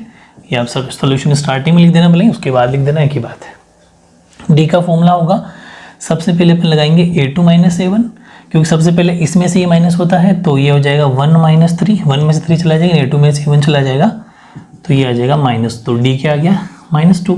फिर से जितनी वैल्यू दे रखी है ना उतनी पूरी चेक करनी पड़ेगी। फिर एक बार और डी चेक कर लेंगे, तो a3 - a2, तो a3 कितना 1, a2 कितना 1, सुनना a3 कितना -1 है, सॉरी ये देखो -1, ये मिस्टेक रह जाती है। तो a3 -1, तो डी की वैल्यू क्या आ जाएगी -2। एक बार और चेक कर लेंगे, डी बराबर a4 - a3, a4 - 3 फॉर्मूले का माइनस और a3 फिर माइनस, यहाँ मिस्टेक होने के पूरे चांस है। a4 - का 3, फिर ये फॉर्मूले का माइनस और फिर a3 खुद माइनस, इसलिए ब्रैकेट लगाना। इससे क्या होगा कि -3 और ये जब माइनस ब्रैकेट ओपन होगा तो माइनस मल्टीप्लाई होकर प्लस हो जाएगा और ये -2। तो यहाँ हम अगर देखें तो डी की वैल्यू -2 इसका मतलब बिल्कुल सही है पर, क्योंकि देखो इसने पहले से ही बोल दिया था कि ये AP है। पूरी बात ध्यान से समझना, इसने पहले कह दिया कि AP है तो कॉमन डिफरेंस यानी सार्वंतर सेम आएगा, डी की वैल्यू सेम आएगी। अगर आपकी सेम टू सेम नहीं आ रही तो मिस्टेक है, कहीं चेक कर लेना आप, ठीक है। ये ध्यान रखना, लास्ट में लिख देना देयरफॉर फर्स्ट टर्म वो तो है आपका 3, ये रहा 3, और कॉमन डिफरेंस एक बार लिखा देता हूँ, उसके बाद तो नहीं लिखेंगे, समझना आप। कॉमन डिफरेंस यहाँ लिख सकते हो ब्रैकेट में a, यहाँ लिख सकते हो d, वो आया -2। ये आपका आंसर हो गया। हिंदी वाला लिख देंगे, एक बार लिख देता हूँ। अतः प्रथम पद a बराबर 3 और सार्व अंतर d बराबर -2 आंसर। अब मैं सब में नहीं लिखूंगा ये थ्योरी, बस सीधा कर लेंगे। अब सेकंड पार्ट करते हैं। सेकंड है a तो हो जाएगा -5 और एक बार वो a1 a2 लिख लेते हैं। a1 -5 है, a2 है आपका -1, a3 है 3 और a4 है 7, ठीक है। तो a तो हो गया ये। d का फॉर्मूला a2 - a1, तो a2 कितना -1 माइनस और फिर -5, ये ध्यान रखना, प्लस ब्रैकेट लगाना मत भूल जाना। तो d की वैल्यू हो जाएगी माइनस और ये माइनस हो जाएगा प्लस, तो d आ गया 4 प्लस का, क्योंकि बड़ी वैल्यू प्लस की है तो आंसर प्लस में आएगा।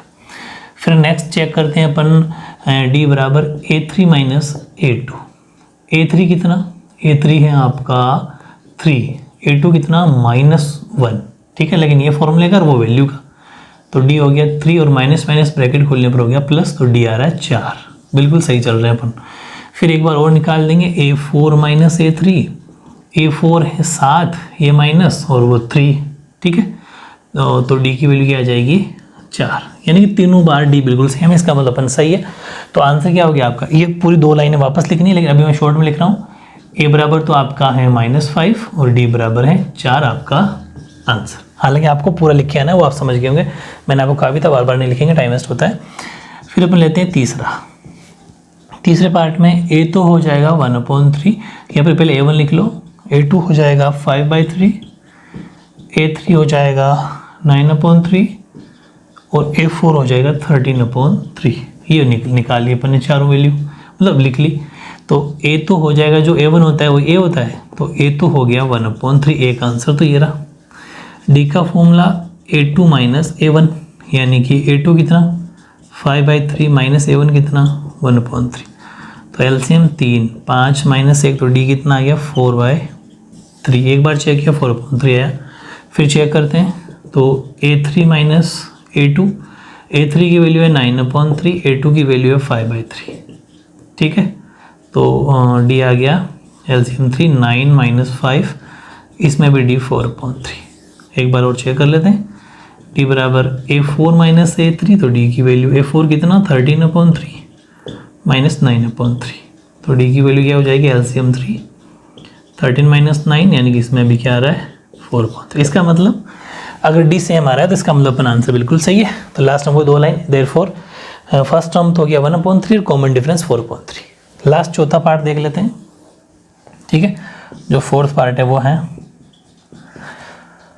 फोर्थ पार्ट देखते हैं। उसमें A1 तो है 0.6, A2 है 1.7, A3 है 2.8, A4 है 3.9। ठीक है, तो इस क्वेश्चन के हिसाब से बीच में कॉमा लगा देना, आप तो एक ही लाइन में लिखना आपको। तो A2 हो गया 0.6, एक आंसर तो ये आ गया।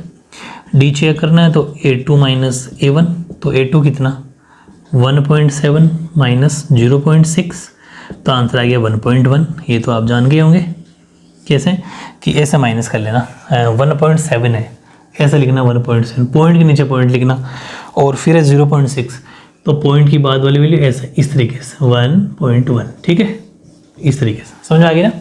चलो एक बार और चेक करना, मतलब 2 बार और करने भी। तो D बराबर A3 माइनस A2, A3 है आपका 2.8, A2 है 1.7।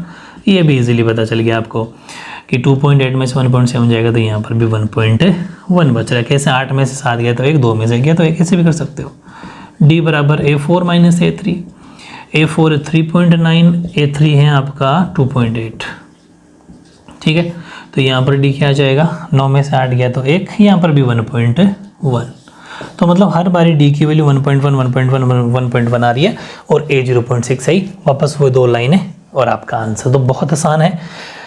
इसका आंसर हो गया 3 और -2, इसका आंसर हो गया सेकंड का -5 और 4, इसका आंसर हो गया तीसरे का 1/3 और 4/3, इसका आंसर हो गया आपका 0.6 और 1.1। ठीक है, बहुत बढ़िया क्वेश्चन, बहुत इजी क्वेश्चन।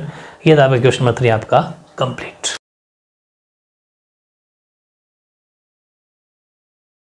हाँ, अब देखो इसका 5.1 का लास्ट चौथा क्वेश्चन, और इसके अंदर इसने पार्ट दिए टोटल 15 पार्ट, और जिसने 15 पार्ट ढंग से समझ लिया ना तो ऑलमोस्ट एपी के बेसिक जो होता है डाउट वो क्लियर हो जाएंगे, एक भी डाउट नहीं रहने वाला आपका। ठीक है, बिल्कुल बेसिक कवर हो जाएगा आपका, और यहाँ से डेफिनेटली पक्का क्वेश्चन आने वाला है। ठीक है, क्वेश्चन एक्सरसाइज क्वेश्चन पढ़ो बोले, निम्नलिखित में से कौन कौन एपी हैं। पहला क्वेश्चन तो ये है कि which of the following are APs, कौन कौन सी इन 15 में से कौन सी एपी हैं। पहली बात तो ये एपी हैं, अगर कोई एपी हैं तो फिर इसका सार्वय अंतर यानी कि कॉमन डिफरेंस निकालो, और इनके नेक्स्ट 3 पद और निकालो, नेक्स्ट 3 टर्म और निकालें। 2 बातें पूछी है, 3 बातें होगी वैसे तो। पहले चेक करो एपी है क्या, है या नहीं, अगर हैं तो आगे बढ़ना है, नहीं है तो वहीं खत्म।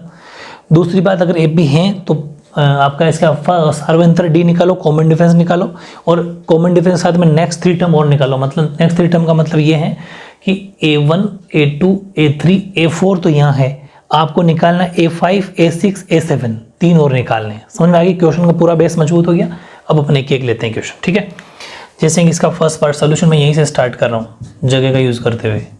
इसमें ये है 2 4 8 और 16। इसमें सबसे पहले अपन को करना है एपी चेक।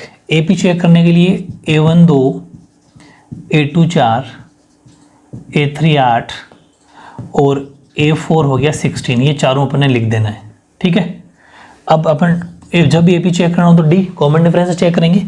डी का फॉर्मूला A2 माइनस A1 यानी कि 4 माइनस 2, तो डी कितना आ गया 2। एक बार तो ठीक है, नेक्स्ट टाइम चेक करेंगे तो पता चलेगा A3 माइनस A2, तो A3 कितना 8 माइनस 4, तो डी आ गया 4। खत्म, आगे बढ़ने की ज़रूरत नहीं है, ये एपी नहीं है। क्योंकि लिख देना ये जो एपीओ नहीं है, रीज़न क्या है, क्योंकि जो कॉमन डिफरेंस है, कॉमन डिफरेंस वो not same, common difference are not same, ये AP नहीं है क्योंकि सार्व अंतर समान नहीं है, खत्म बात। पहला तो हो गया। अब बात करते हैं अपन सेकंड की, ठीक है। सेकंड क्या है, 2 5/2 3 और 7/2 डॉट डॉट आगे चल रहा है, ठीक है। तो फर्स्ट वही अपन को चेक करना, तो A1 2, A2 5/2, A3 3 और A4 हो जाएगा 7/2, ठीक है। D चेक करेंगे, D का फॉर्मूला A2 - A1 यानी कि 5/2 - 2, तो D का फॉर्मूला हो जाएगा एलसीएम या 2 5 - 4, तो D आ गया 1/2, ठीक है। एक बार और चेक करते हैं, D बराबर A3 - A2, A3 कितना 3, A3 3 माइनस A2 कितना 5/2, एलसीएम लेंगे, एलसीएम है 2, ये हो गया 6 5, D कितना आ रहा है 1/2। एक बार और चेक होगा, जितनी वैल्यू दे रखी पूरा चेक होगा। A4 - A3, A4 7/2, A3 3, LCM लेने के लिए 1 लिख दिया, 2 यानी कि 7 6, D आ गया 1/2, बिल्कुल सही है 1/2 1/2 1/2। इसका मतलब D सेम है, तो इसका मतलब ये AP है। और अगर ये AP है तो उसने कहा अगर AP हैं तो कॉमन डिफरेंस निकालो, तो कॉमन डिफरेंस तो आएगा नहीं, ये लो कॉमन डिफरेंस, तो A का आंसर तो ये आ गया। उसने कहा अगर AP है तो उसका सार्वंतर ज्ञात कीजिए, ये लो साहब सार्वंतर, क्योंकि सार्वंतर कॉमन डिफरेंस को D से दिखाते, तो लिख देना सार्व अंतर यानी कि कॉमन डिफरेंस D बराबर 1/2, ऐसे लिख देना। एक ही बात है, सीधा ना लिखो तो ऐसे लिख देना, ये हो गया एक आंसर। अब उसने कहा कि इसके बाद में इनके और 3 पद निकालो। और 3 पद का मतलब A4 तक तो है, A5 निकालना है। A5 का फॉर्मूला बोलो, A5 का फॉर्मूला था A4, ध्यान समझना, A + 4D, A + 4D। मैंने अभी सिखा दिया आपको स्टार्टिंग में कि जितना यहाँ पर है उससे एक कम D, A + 4D। A कितना, A है आपका A1 ही A होता है, हीरा A1 ही A है, ठीक है। तो A तो है 2 + 4 × D कितना 1/2, इसे ये कट गया, तो 2 + 2, तो A5 कितना आ गया, A5 आ गया 4, एक आंसर।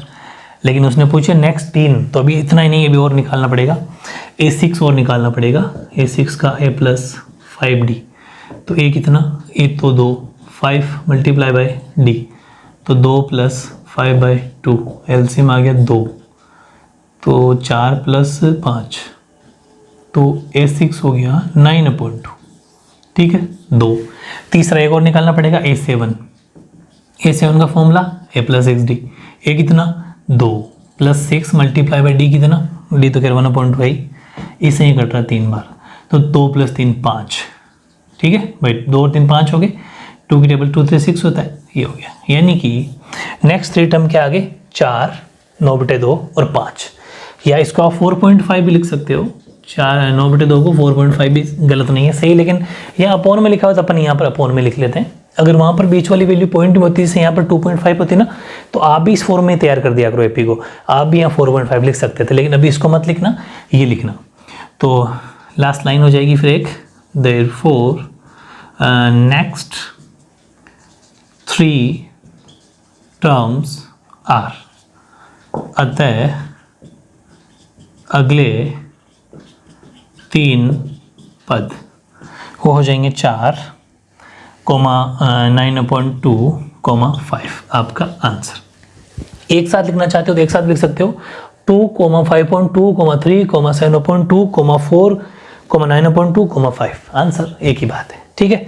ये था आपका इसका सेकंड पार्ट। तो फर्स्ट हो गया, सेकंड हो गया। अब अपन लेते हैं इसका तीसरा पार्ट, ठीक है। तीसरा पार्ट क्या है, पॉइंट के अंदर है वैल्यू, कोई बात नहीं, 1.2 माइनस में, माइनस का है 3.2, माइनस का है 5.2, माइनस का है 7.2, इस तरीके से भी चल रही है। तो ये अपने लिए A1 माइनस का 1.2, A2 माइनस का 3.2, A3 माइनस का 5.2 और A4 माइनस का 7.2। चेक करना है तो D लगाएंगे formula, A2 minus A1, A2 कितना माइनस का 3.2 माइनस और माइनस का A1 1.2, तो माइनस का 3.2 और माइनस माइनस हो गया प्लस, तो D कितना आ गया, यहाँ 3.2 में से 1.2 चला जाएगा तो बच गया माइनस का 2, ठीक है, D आ गया -2। फिर चेक कर लेंगे A3 माइनस A2, A3 कितना, A3 है माइनस का 5.2 माइनस और फिर माइनस का 3.2, A2 हो गया, तो D कितना आ जाएगा माइनस का 5.2 प्लस का 3.2, तो D यहाँ पर भी 2 आ रहा है लेकिन माइनस का, बिल्कुल सही क्योंकि 5/2 माइनस का है।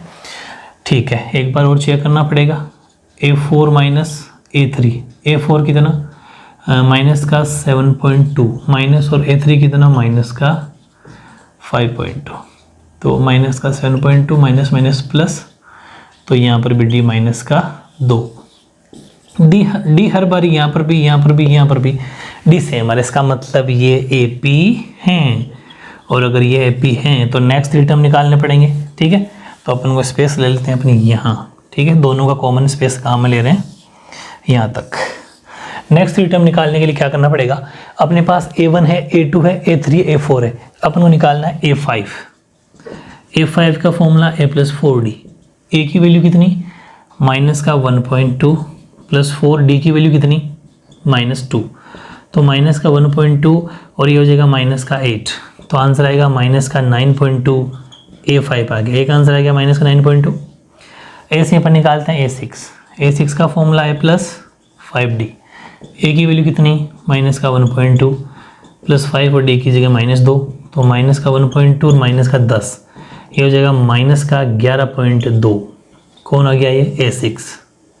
ठीक, ऐसे एक और निकाल लेते हैं क्योंकि 3 निकाल लिए ना, A7 तो A + 6D, A कितना माइनस का 1.2 प्लस 6, D की जगह -2, तो माइनस का 1.2 और माइनस का 12, ये हो गया माइनस का 13.2। ऐसा तीनों पद आ गए, लिख देना।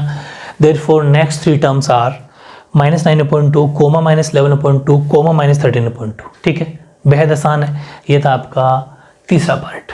3 पार्टों की स्पेस कम है तो अपन को इसको रफ करना पड़ेगा। ठीक है,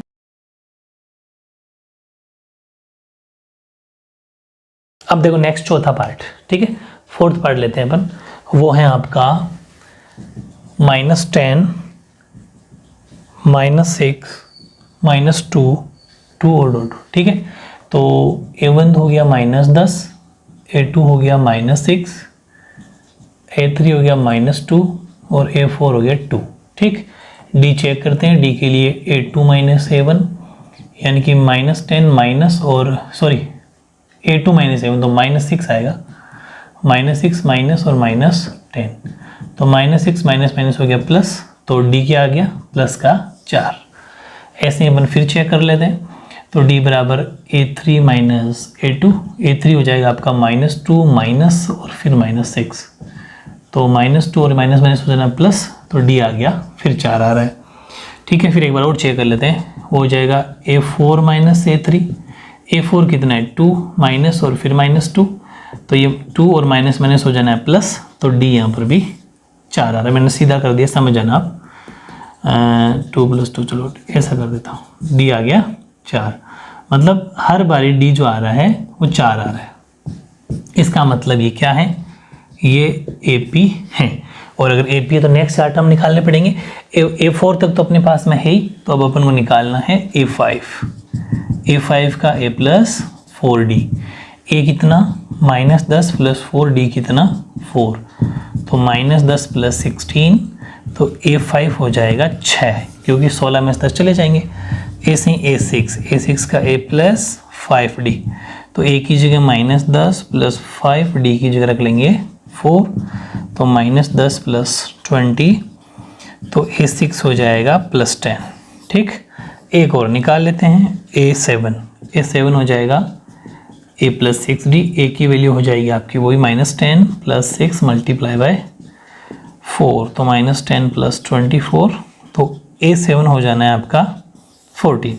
तो जो नेक्स्ट 3 टर्म बने वो क्या बन गए, 6, 10, 14, 14। ठीक है आंसर। और कॉमन डिफरेंस पूछे तो कॉमन डिफरेंस 4 है। ठीक है, दोनों आंसर समझ गए, तो स्टेटमेंट लिख सकते हो।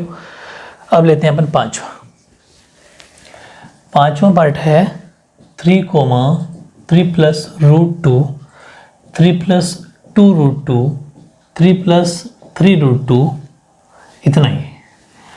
a1 कितना 3, a2 कितना 3 प्लस रूट 2, a3 कितना 3 प्लस 2 रूट 2, a4 कितना 3 प्लस 3 रूट 2। ये इस तरीके से अपने लिख देना है, ठीक है।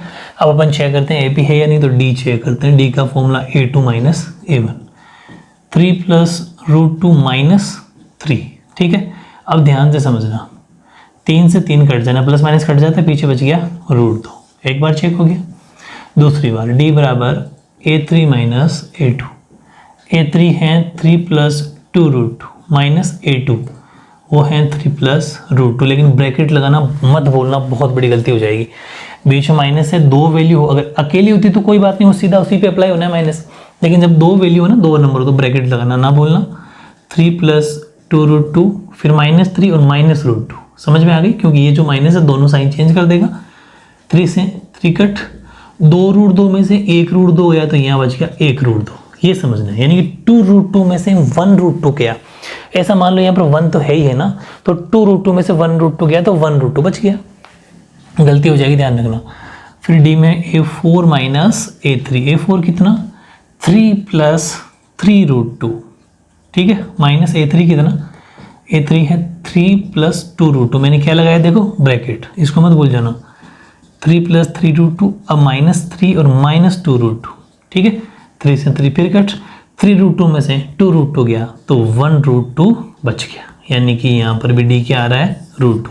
तो रूट 2 रूट 2 रूट 2, इसका मतलब ये क्या है AP है, और AP है तो नेक्स्ट 3 टर्म निकालने पड़ेंगे। अच्छा, दो बातें पूछी, सारवंतर, तो सारवंतर लिख दिया, अगर कॉमन डिफरेंस तो रूट 2 है ही ना, तो ये तो एक आंसर तो ये रहा, ठीक है। और नेक्स्ट 3 टर्म और निकाल लेते हैं।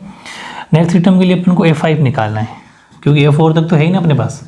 A5 का formula A plus 4D, A कितना 3 प्लस 4, D की वैल्यू रूट 2, ये आंसर है। क्योंकि इसमें कुछ साथ मत लिख देना, ये 4 रूट 2 है, ये 3 है, ये वैल्यू अलग है, ये रूट की वैल्यू, ये नंबर ओनली, ये जुड़ेंगे नहीं आपस में, एज इट इज ऐसे रहेंगे।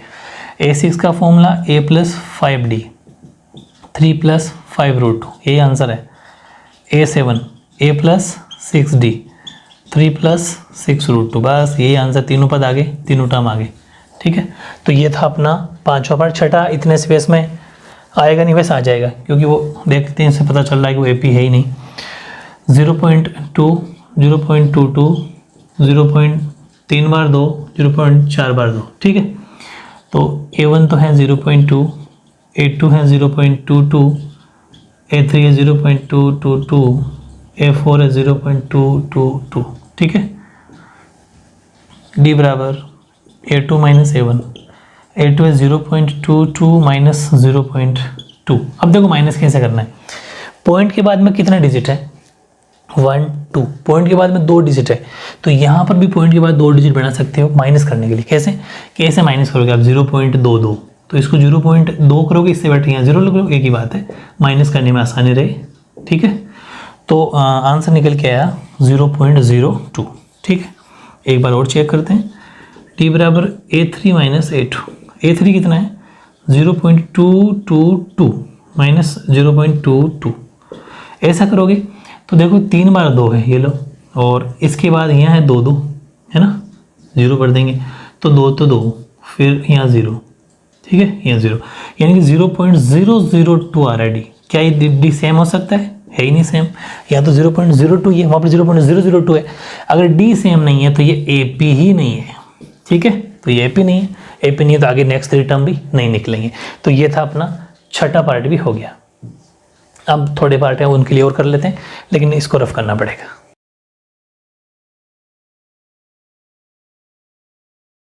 अब देखो सातवां पार्ट है 0 -4 -8 -12, ठीक है, यहीं से शुरू कर लेते हैं।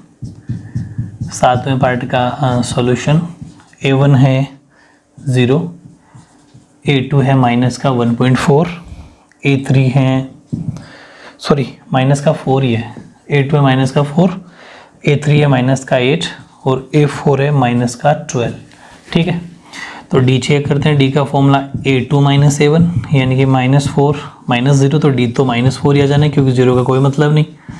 फिर डी फॉर्मूला हो जाएगा A3 - A2, A3 - 8 माइनस और फिर वो -A2 4, तो डी हो जाएगा -8 माइनस हो गया प्लस। ठीक है, तो डी की वैल्यू आ जाएगी यहाँ पर भी -4 क्योंकि 8 में 4 चले जाएंगे, लेकिन बड़ी जिसके वैल्यू का साइन है वो साइन आ जाएगा। फिर एक बार डी और चेक करेंगे तो A4 - A3, A4 है -4 माइनस और फिर A3 कितना है -8, तो -4 माइनस हो गया प्लस, तो डी की वैल्यू हो जाएगी यहाँ पर प्लस का 4। समझना, ध्यान से समझना, A4 की वैल्यू -12 है यार, गलती क्या कर रहा हूँ, -12 माइनस A3 की वैल्यू -8 है, तो ये हो जाएगा -12, तो ये हो जाएगा -4, यानी कि हर बारी डी की वैल्यू -4 आ रही है। इसका मतलब ये क्या है, ये AP हैं। AP है तो नेक्स्ट 3 टर्म निकालने, A4 तक तो निकला हुआ ही, तो A5 निकालना है, A + 4D, A कितना है 0 प्लस 4D की वैल्यू कितनी है -4, तो 0 और माइनस का हो गया 8, तो A5 आ गया -8, एक तो ये आंसर आ गया। फिर अपन निकाल लेते हैं A6 का फॉर्मूला होता है A + 5D, A कितना, जो A1 है वही A है 0, 5D की जगह रख देंगे -4, तो A6 आ गया -20, क्योंकि 0 कोई मतलब नहीं है। जैसे 16 करना भाई, 4 4 जा 16, ये मिस्टेक रह जाती, छोटा सा मल्टीप्लाई तो है, पता नहीं कभी रह जाती। A7 की बात करें तो A + 6D, A कितना 0 + 6 × 4, तो A7 हो जाएगा -24। ठीक है, तो आगे तीनों 16 -16 -20 -24 तीनों टर्म आगे लिख देना, देयरफॉर द 3 टर्म्स आर क्या, और कॉमन डिफरेंस -4, दोनों आंसर हो गए, ईजी है। अब अपन बात करते हैं आपके नेक्स्ट पार्ट की, वो है आठवां पार्ट। देखो 8th में A1 है आपका -1.2, A2 है आपका -1.2, ये तो सेम ही है, A3 -1.2 और A4 भी आपका -1.2, तो सीधी सी बात है, कॉमन डिफरेंस कुछ नहीं आना क्योंकि बीच में कोई गैप है ही नहीं। तो डी चेक करते हैं, डी का फॉर्मूला A2 - A1, A2 कितना -1.2, माइनस फॉर्मूला लेगा फिर -1.2, ठीक है, तो डी की वैल्यू है -1.2 माइनस है +1.2, कट गया तो डी आ गया 0। तो सब में 0 0 0 0 आना है, कॉमन डिफरेंस सेम है। ठीक है, कॉमन डिफरेंस अगर सेम है तो इसका मतलब ये AP भी है भाई, कॉमन डिफरेंस अगर सेम होता है तो AP है क्योंकि बीच में गैप समान है, सब में 0 0 आ रहा है। AP है तो नेक्स्ट 3 टर्म भी निकलेंगे, लेकिन नेक्स्ट 3 टर्म भी वही होंगे, -1.2 -1.2 तो करने की जरूरत नहीं है, बस यही खत्म है। तो क्योंकि हर बारी करोगे तो आंसर वही 0 0 0 आना है, 1.2 आना है। ठीक है, तो इसको इतना ही करना है, वैसे एग्जाम के पॉइंट ऑफ व्यू से ये इंपॉर्टेंट नहीं है। 8वां हो गया। अब बात करते हैं 9वें पार्ट की। 9वां क्या है, 9वां है A1 तो है आपका 1, A2 है आपका 3, A3 है आपका 9 और A4 है आपका 27। ठीक है, ये ऐसा लग रहा है जैसे क्यूब है, जैसे 1 का क्यूब 1 3 9 है ना, लेकिन साफ पता चल रहा है कि ये AP तो नहीं, लेकिन फिर भी चेक कर लेते हैं। D बराबर A2 - A1 यानी कि ये 3 - 2, तो D हो जाएगा 1। एक बारी क्या आंसर आया, क्या कर रहा हूँ 3 - 1 सॉरी, तो 2 आया। ठीक, और फिर D नेक्स्ट टाइम करते हैं तो A3 - A2 9 - 3, तो D क्या आ गया 6। ज़रूरत नहीं है, ये AP ही नहीं है क्योंकि कॉमन डिफरेंस सेम ही नहीं आ रहा, तो आगे बढ़ने की ज़रूरत नहीं, खत्म हो गया वहीं। जब D सेम नहीं है तो ना तो AP होगा ना नेक्स्ट 3 टर्म निकलेंगे। ठीक है, 10वें में है A1 है आपका A, A2 है आपका 2A, ध्यान से करना है ना, ये ऐसी लैंग्वेज ऐसी है। A3 है आपका 3A और A4 है आपका 4A। ठीक है, D चेक करते हैं, D का फॉर्मूला होता है A2 - A1, तो A2 कितना 2A माइनस A1 कितना A, तो D क्या आ गया A बच गया। कैसे कि जब 2A में से 1A चला गया तो 1A बचेगा। ठीक है, नेक्स्ट D बराबर A3 - A2, A3 3A minus 2A, तो D क्या आ गया A, इसका मतलब ये तो A भी है। D बराबर A4 - A3 यानी कि 4A - 3A, तो D क्या आ गया A, इसका मतलब ये AP, क्योंकि तीनों में कॉमन डिफरेंस A आ रहा है, इसका मतलब ये AP है तो नेक्स्ट 3 टर्म निकलेंगे।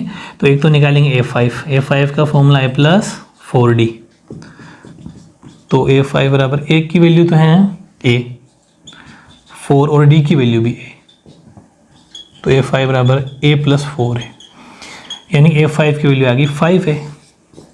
ठीक है, ऐसे ही A6 का फॉर्मूला A + 5D, तो A6 बराबर A की जगह तो A 5 और D की जगह भी A, यानी कि A + 5 है, यानी कि ये भी इजी है, 1 है और 5 है, 6 है। एक और निकाल लो, A7 बराबर A + 6D, तो A तो यही है +6 और D की जगह भी यही, तो A7 हो गया A + 6, तो A7 हो गया 7, सॉरी A7 हो गया 7, तीनों आ गया, तीनों टर्म निकल गए और D हो गया A, दोनों आंसर आ गए। फर्स्ट आंसर तो D बराबर है, मतलब कॉमन डिफरेंस यानी सार्वंतर तो A हो गया, और तीनों नेक्स्ट टर्म्स आर 5 है, 6 है, 7 है, ईजी है। ये था आपका 10वां। ठीक है, अब इसको रफ करना पड़ेगा, नेक्स्ट पार्ट और कर लेते हैं अपन।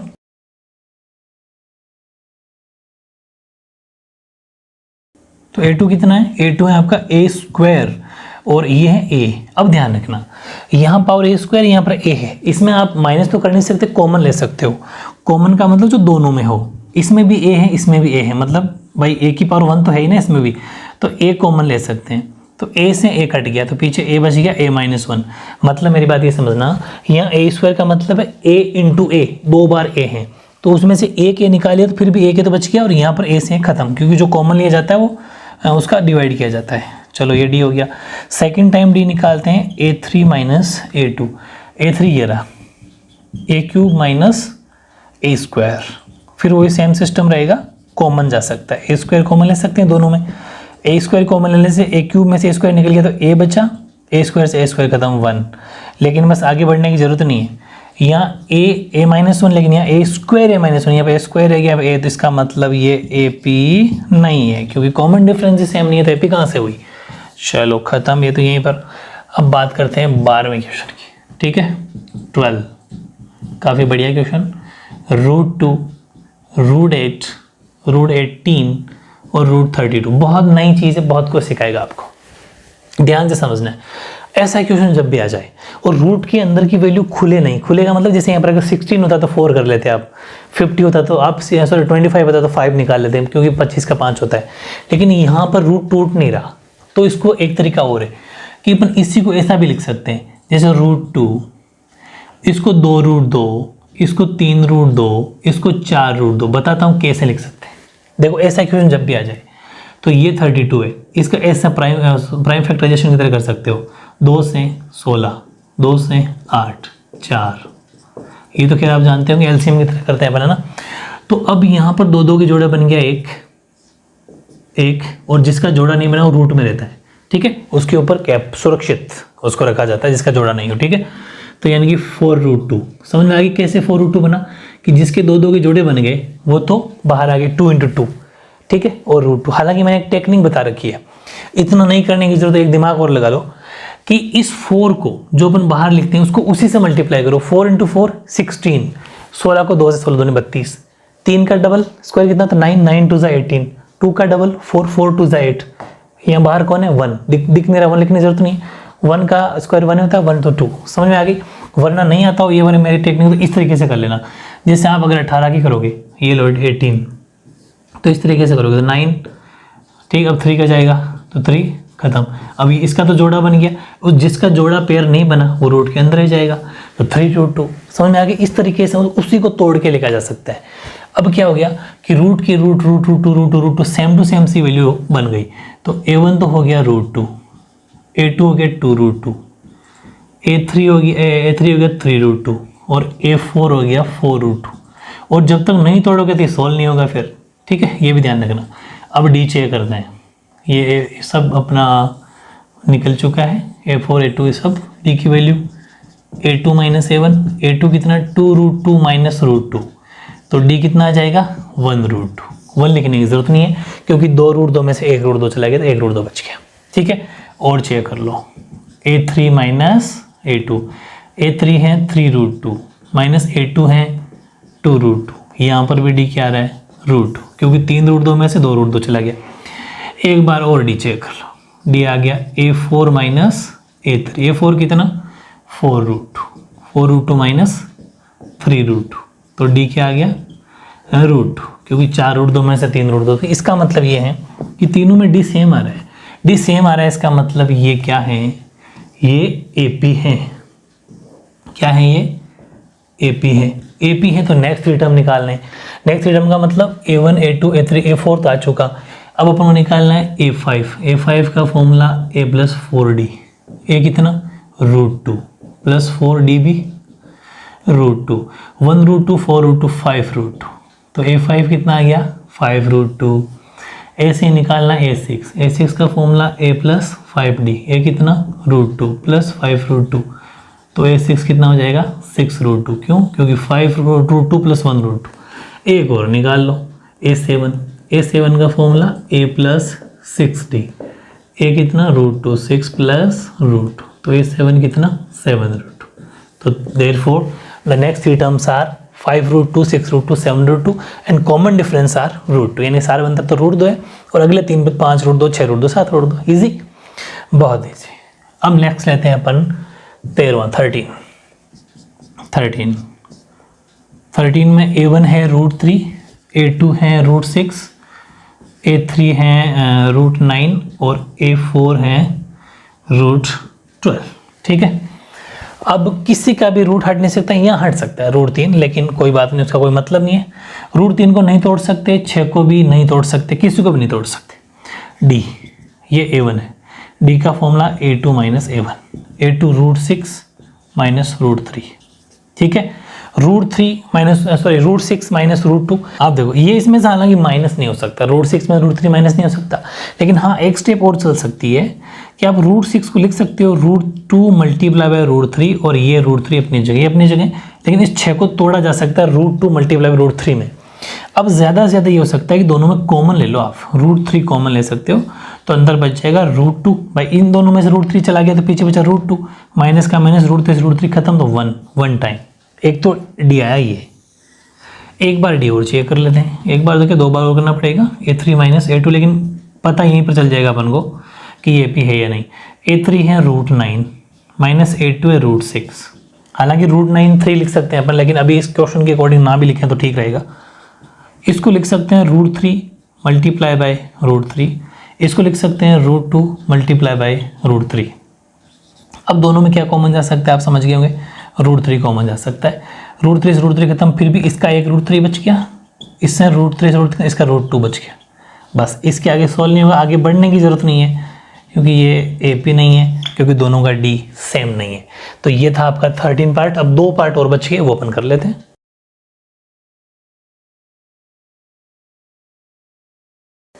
अब तो नेक्स्ट 14वां पार्ट क्या कह रहा है, ये है आपका 14 का सॉल्यूशन। स्टार्ट करते हैं अपन।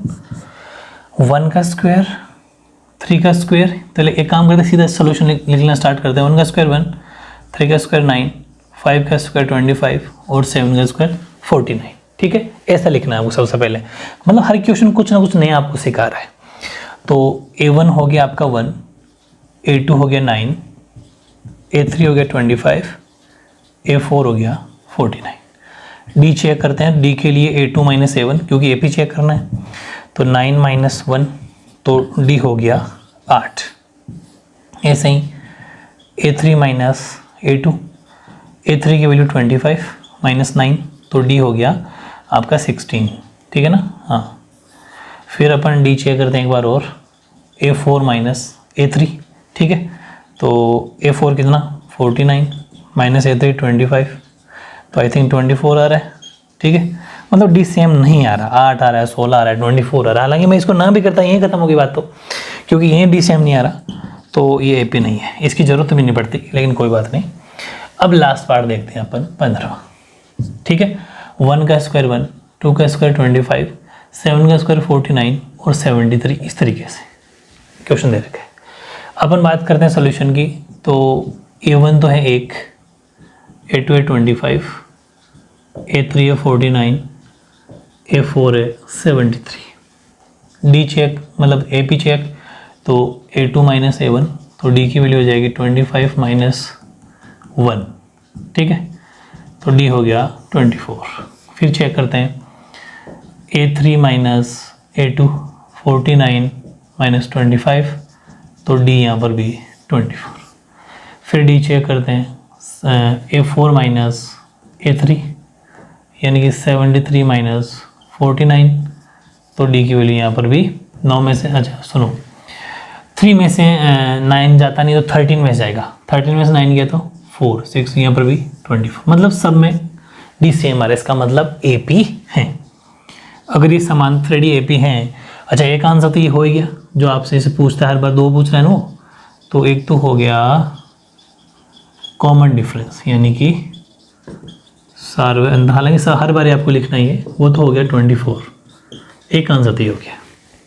अब नेक्स्ट 3 टर्म और निकालना है, तो नेक्स्ट 3 टर्म का मतलब अपन को A5 निकालना है जिसका फॉर्मूला A+4D, A6 निकालना है जिसका फॉर्मूला A+5D, A7 निकालना है जिसका फॉर्मूला A+6D। A5 A कितना 1, 4 मल्टीप्लाई बाई D कितना 24, ठीक है। A की जगह 1, 4, D की जगह 24, हाँ, तो A5 कितना हो जाएगा 1 प्लस 4, 4 जा 16, 1 कैरी 96, तो A5 हो जाएगा 97, ठीक। A6 कितना हो जाएगा, A तो 1 प्लस 5 मल्टीप्लाई बाई 24, 1 प्लस 120 होता है ना मल्टीप्लाई करने पर, तो वो तो क्या समझ गए होंगे आप, तो A6 121, ठीक है। 5 4 जा 20, 1 कैरी, सॉरी 2 कैरी, 5 2 जा 10 और 12, हाँ। फिर A7 बराबर 1 प्लस 6 मल्टीप्लाई बाई 24, तो 1 प्लस 6 4 जा 24, 2 12 और 1 डबल 4 हो गया ये। A7 बराबर 145, ठीक है। तो लास्ट में ये भी लिख देना, therefore the next 3 terms are, अतः अगले 3 पद वो क्या क्या हो जाएंगे, 97, 121, 145। बहुत ही मज़ेदार एक्सरसाइज थी, बहुत इजी क्वेश्चन भी थे, बहुत बेसिक डाउट सारे क्लियर हो गए। इस तरीके से अपनी ओवरऑल 5.1 एक्सरसाइज कंप्लीट, ठीक है। ओके।